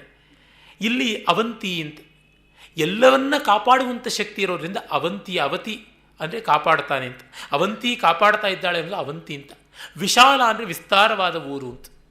ಹೀಗೆ ವಿಶಾಲ, ಅವಂತಿ, ಉಜ್ಜಯಿನಿ ಅಂತೆಲ್ಲ ಹೆಸರು ಉಂಟು ಇದಕ್ಕೆ. ಇಲ್ಲಿ ಚಂಡ ಮಹಾಸೇನ ಅಂತ ಬಿರುದನ್ನು ಪಡೆದ ಪ್ರದ್ಯೋತ ಮಹಾರಾಜ ಇದ್ದ. ಪ್ರದ್ಯೋತ ಅಂದರೆ ದೇದೀಪ್ಯಮಾನವಾಗಿ ಹೊಳೆಯುವಂಥವನು, ಬುದ್ಧನ ಸಮಕಾಲೀನ ಮಹಾರಾಜ. ಅವನಿಗೆ ಅವನ ಸೈನ್ಯ ಭಯಾನಕವಾಗಿದ್ದರಿಂದ ಫಾರ್ಮಿಡಬಲ್ ಆರ್ಮಿ, ಆ ಕಾರಣದಿಂದ ಚಂಡ ಮಹಾಸೇನ ಅಂತ, ಮಹಾಸೇನ ಅಂತ ಹೆಸರು. ಅವನ ಚಂಡ ಮಹಾಸೇನ ಅಂತಲೂ ಕರೀತಾ ಇದ್ರು. ಅವನ ಹೆಂಡತಿ ಅಂಗಾರವತಿ. ಅಂಗಾರಕ ಅನ್ನುವಂಥ ಒಬ್ಬ ರಾಕ್ಷಸನ ಮಗಳು, ರಾಕ್ಷಸನ ಗುಣ ಇಲ್ಲದೆ ತುಂಬ ಸಭ್ಯಳಾಗಿದ್ದಳು. ಅವಳನ್ನು ಇವನು ಮದುವೆ ಆಗಿದ್ದ. ಇವನಿಗೆ ಒಬ್ಬಳೇ ಮಗಳು ವಾಸವದತ್ತೆ, ಇಂದ್ರನ ಅನುಗ್ರಹದಿಂದ ಹುಟ್ಟಿದವಳು ಅಂತ. ಅವಳನ್ನು ಉದಯನ ಮದುವೆ ಆಗಿತ್ತು. ಉದಯನ ಈ ಚಂಡಮಹಾಸೇನನ ದರ್ಪಕ್ಕೆ ಸೆರೆಯಾಗಲೊಲ್ಲದೆ, ಇವನಿಗೆ ಸಾಮಂತನಾಗದೆ ಸ್ವತಂತ್ರವಾಗಿ ಸಣ್ಣ ರಾಜಧಾನಿ ಕೌಶಾಂಬಿಯಲ್ಲಿ ವತ್ಸ ಪ್ರದೇಶವನ್ನು ಆಳ್ತಾ ಇದ್ದ. ಅದು ಗಂಗಾ ನದಿ ತೀರದಲ್ಲಿರುವಂಥದ್ದು. ಅದಕ್ಕೆ ಇವನಿಗೆ ಸದಾ ಮಾರಿ ಕಣ್ಣು ಹೋತನ ಮೇಲೆ ಅಂತ ಇತ್ತು. ಉದಯನ ತನ್ನ ಮಂತ್ರಿ ಯೌಗಂಧರಾಯಣ ಮತ್ತು ಸೇನಾನಿ ರುಮಣ್ಮಂತ ಇಂಥವರ ಶಕ್ತಿಯಿಂದಾಗಿ ತಾನು ತುಂಬ ದಿಟ್ಟನಾಗಿದ್ದ. ಆದರೆ ಉದಯನನಿಗೆ ಒಂದು ದೌರ್ಬಲ್ಯ. ಅವನು ಆನೆಗಳನ್ನು ಪಳಗಿಸುವಂಥ ಚಟ ಅವನಿಗೆ.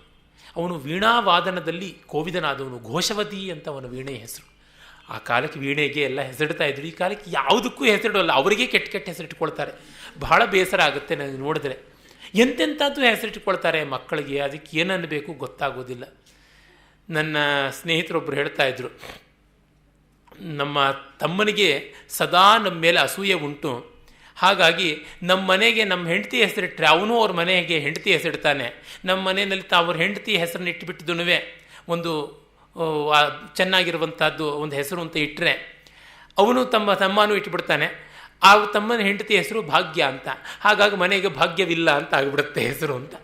ಹೀಗೆ ಅನುಕರಣೀಯ ರೂಪದಲ್ಲಿ ನಮ್ಮಲ್ಲಿ ಏನೇನೆಲ್ಲ ಮಾಡ್ಕೋತಾರೆ. ನಮ್ಮದಾದದ್ದು ಯಾತಿಗೆ ಇಟ್ಕೊಳ್ಬಾರ್ದು? ಭಾಗ್ಯ ಮಂದಿರ ಅಂತ ಇಟ್ಕೊಳ್ಬಹುದಲ್ಲ, ಸೌಭಾಗ್ಯ ಮಂದಿರ ಅಂತ ಇಟ್ಕೊಳ್ಬಹುದು, ಹೇಗೆ ಬೇಕಾದ್ರೂ ಮಾಡ್ಕೊಳ್ಬೋದು. ಎಲ್ಲದರೊಳಗೂ ಪರಕೀಯತೆ. ನಾಯಿಗಳಿಗೆ ಕೂಡ ನಾವು ವಿದೇಶಿ ಹೆಸರೇ ಇಡುವಂಥದ್ದು. ಅದು ನಾಯಿಗಳಿಗೆ ಮಾತ್ರ ಅಲ್ಲ, ಎಲ್ಲಕ್ಕೂ ಆಗಿದೆ. ಅದು ಕಷ್ಟ. ಬರೀ ನಾಯಿಗೆ ಇಟ್ಟರೆ ಪರವಾಗಿಲ್ಲ. ಉದಯನ ಎಷ್ಟು ಸೊಗಸಾದಂಥ ಹೆಸರು, ಘೋಷವತಿ ಎಷ್ಟು ಸೊಗಸಾದಂಥ ಹೆಸರು. ಅವರಿಗೆ ಪ್ರತಿಯೊಂದಕ್ಕೂ ಆ ರೀತಿಯಾದಂಥದ್ದುಂಟು. ಒಂದು ಪ್ರಾಸಾದ, ಒಂದು ವಿಭಾಗ, ಅರಮನೆಯ ಒಂದು ವಿಭಾಗಕ್ಕೆ ಒಂದು ಹೆಸರು. ಒಂದು ಗಿಡ ಮರಗಳಿಗೆ ಇಡ್ತಾ ಇದ್ರು. ಶಕುಂತಲೆ ತಾನು ಬೆಳೆಸಿದ ಮಲ್ಲಿಗೆ ಬಳ್ಳಿಗೆ ವನಜ್ಯೋತ್ಸನ ಅಂದರೆ ಕಾಡ ಬೆಳದಿಂಗಳು ಅನ್ನುವ ಹೆಸರಿಟ್ಟಿದ್ಲು. ಎಷ್ಟು ಸೊಗಸಾದದ್ದು. ಅದಕ್ಕೆ ಜೊತೆಯಾಗಾರನಾದಂಥ ಮಾವಿನ ಮರಕ್ಕೆ ಸಹಕಾರ ಅಂತ ಹೆಸರಿಟ್ಟಿದ್ದಳು. ಇಂಥದ್ದು ಎಷ್ಟು ಚೆನ್ನಾಗಿರುವಂಥ ಹೆಸರುಗಳು ಅಂತ ನಮಗೆ ಗೊತ್ತಾಗುತ್ತೆ. ಇಲ್ಲಿ ಆ ಉದಯನ ವಾಸವದತ್ತೆಯರು ಘೋಷವತಿಯ ಮೂಲಕ ಸೇರಿದರು.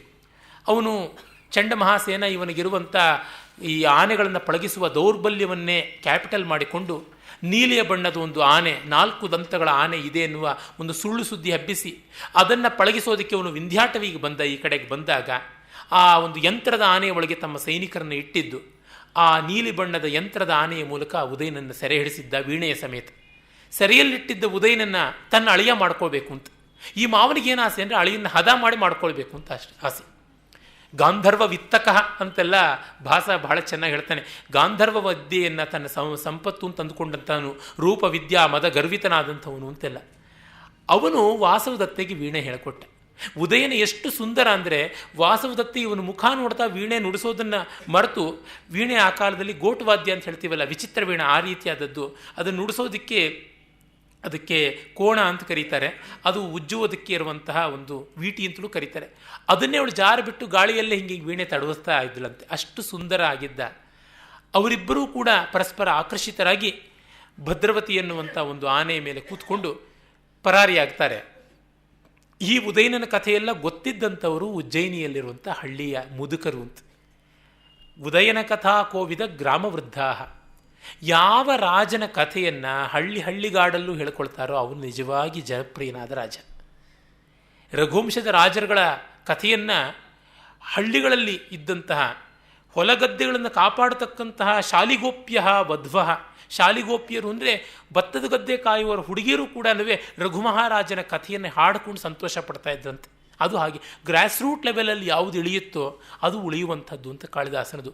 ಆ ಊರು ನೋಡಿದ್ರೆ ಪ್ರದ್ಯೋತನ ಕಥೆ ಹೇಳೋದಿಲ್ಲ, ಉದಯನನ ಕಥೆ ಹೇಳ್ತಾನೆ. ಜನಕ್ಕೆ ಸಾಹಸ ಮುಖ್ಯ, ಸಂಗೀತ ಮುಖ್ಯ, ಸೊಗಸು ಮುಖ್ಯ, ರೊಮ್ಯಾಂಟಿಸಮ್ ಮುಖ್ಯ. ಅದನ್ನು ಸುಮ್ಮನೆ ಸೈನ್ಯ ಇಟ್ಕೊಂಡ ಅಂತಂದರೆ ಏನು ಬಂತು ಭಾಗ್ಯ ಅಂತಾರೆ. ಮಿಲಿಟ್ರಿ ಪರ್ಸನಾಲಿಟಿನ ಎಷ್ಟು ಗೌರವಿಸಿದ್ರು ಪ್ರೀತಿಸೋದಿಲ್ವಲ್ಲ ಅದು. ಅಂಥ ಉದಯನನ ಕಥೆಗಳಿಂದ ಅನುರಣನ ಮಾಡುವಂಥ ಊರು ನಮ್ಮ ಊರ ಕಡೆಗೆ ಹೋಗುವಂತ ಮುಂದೆ ವರ್ಣಿಸ್ತಾನೆ. ಆ ಪದ್ಯವನ್ನು ಮತ್ತೆ ನೋಡೋಣ. ತತ್ಸತ್.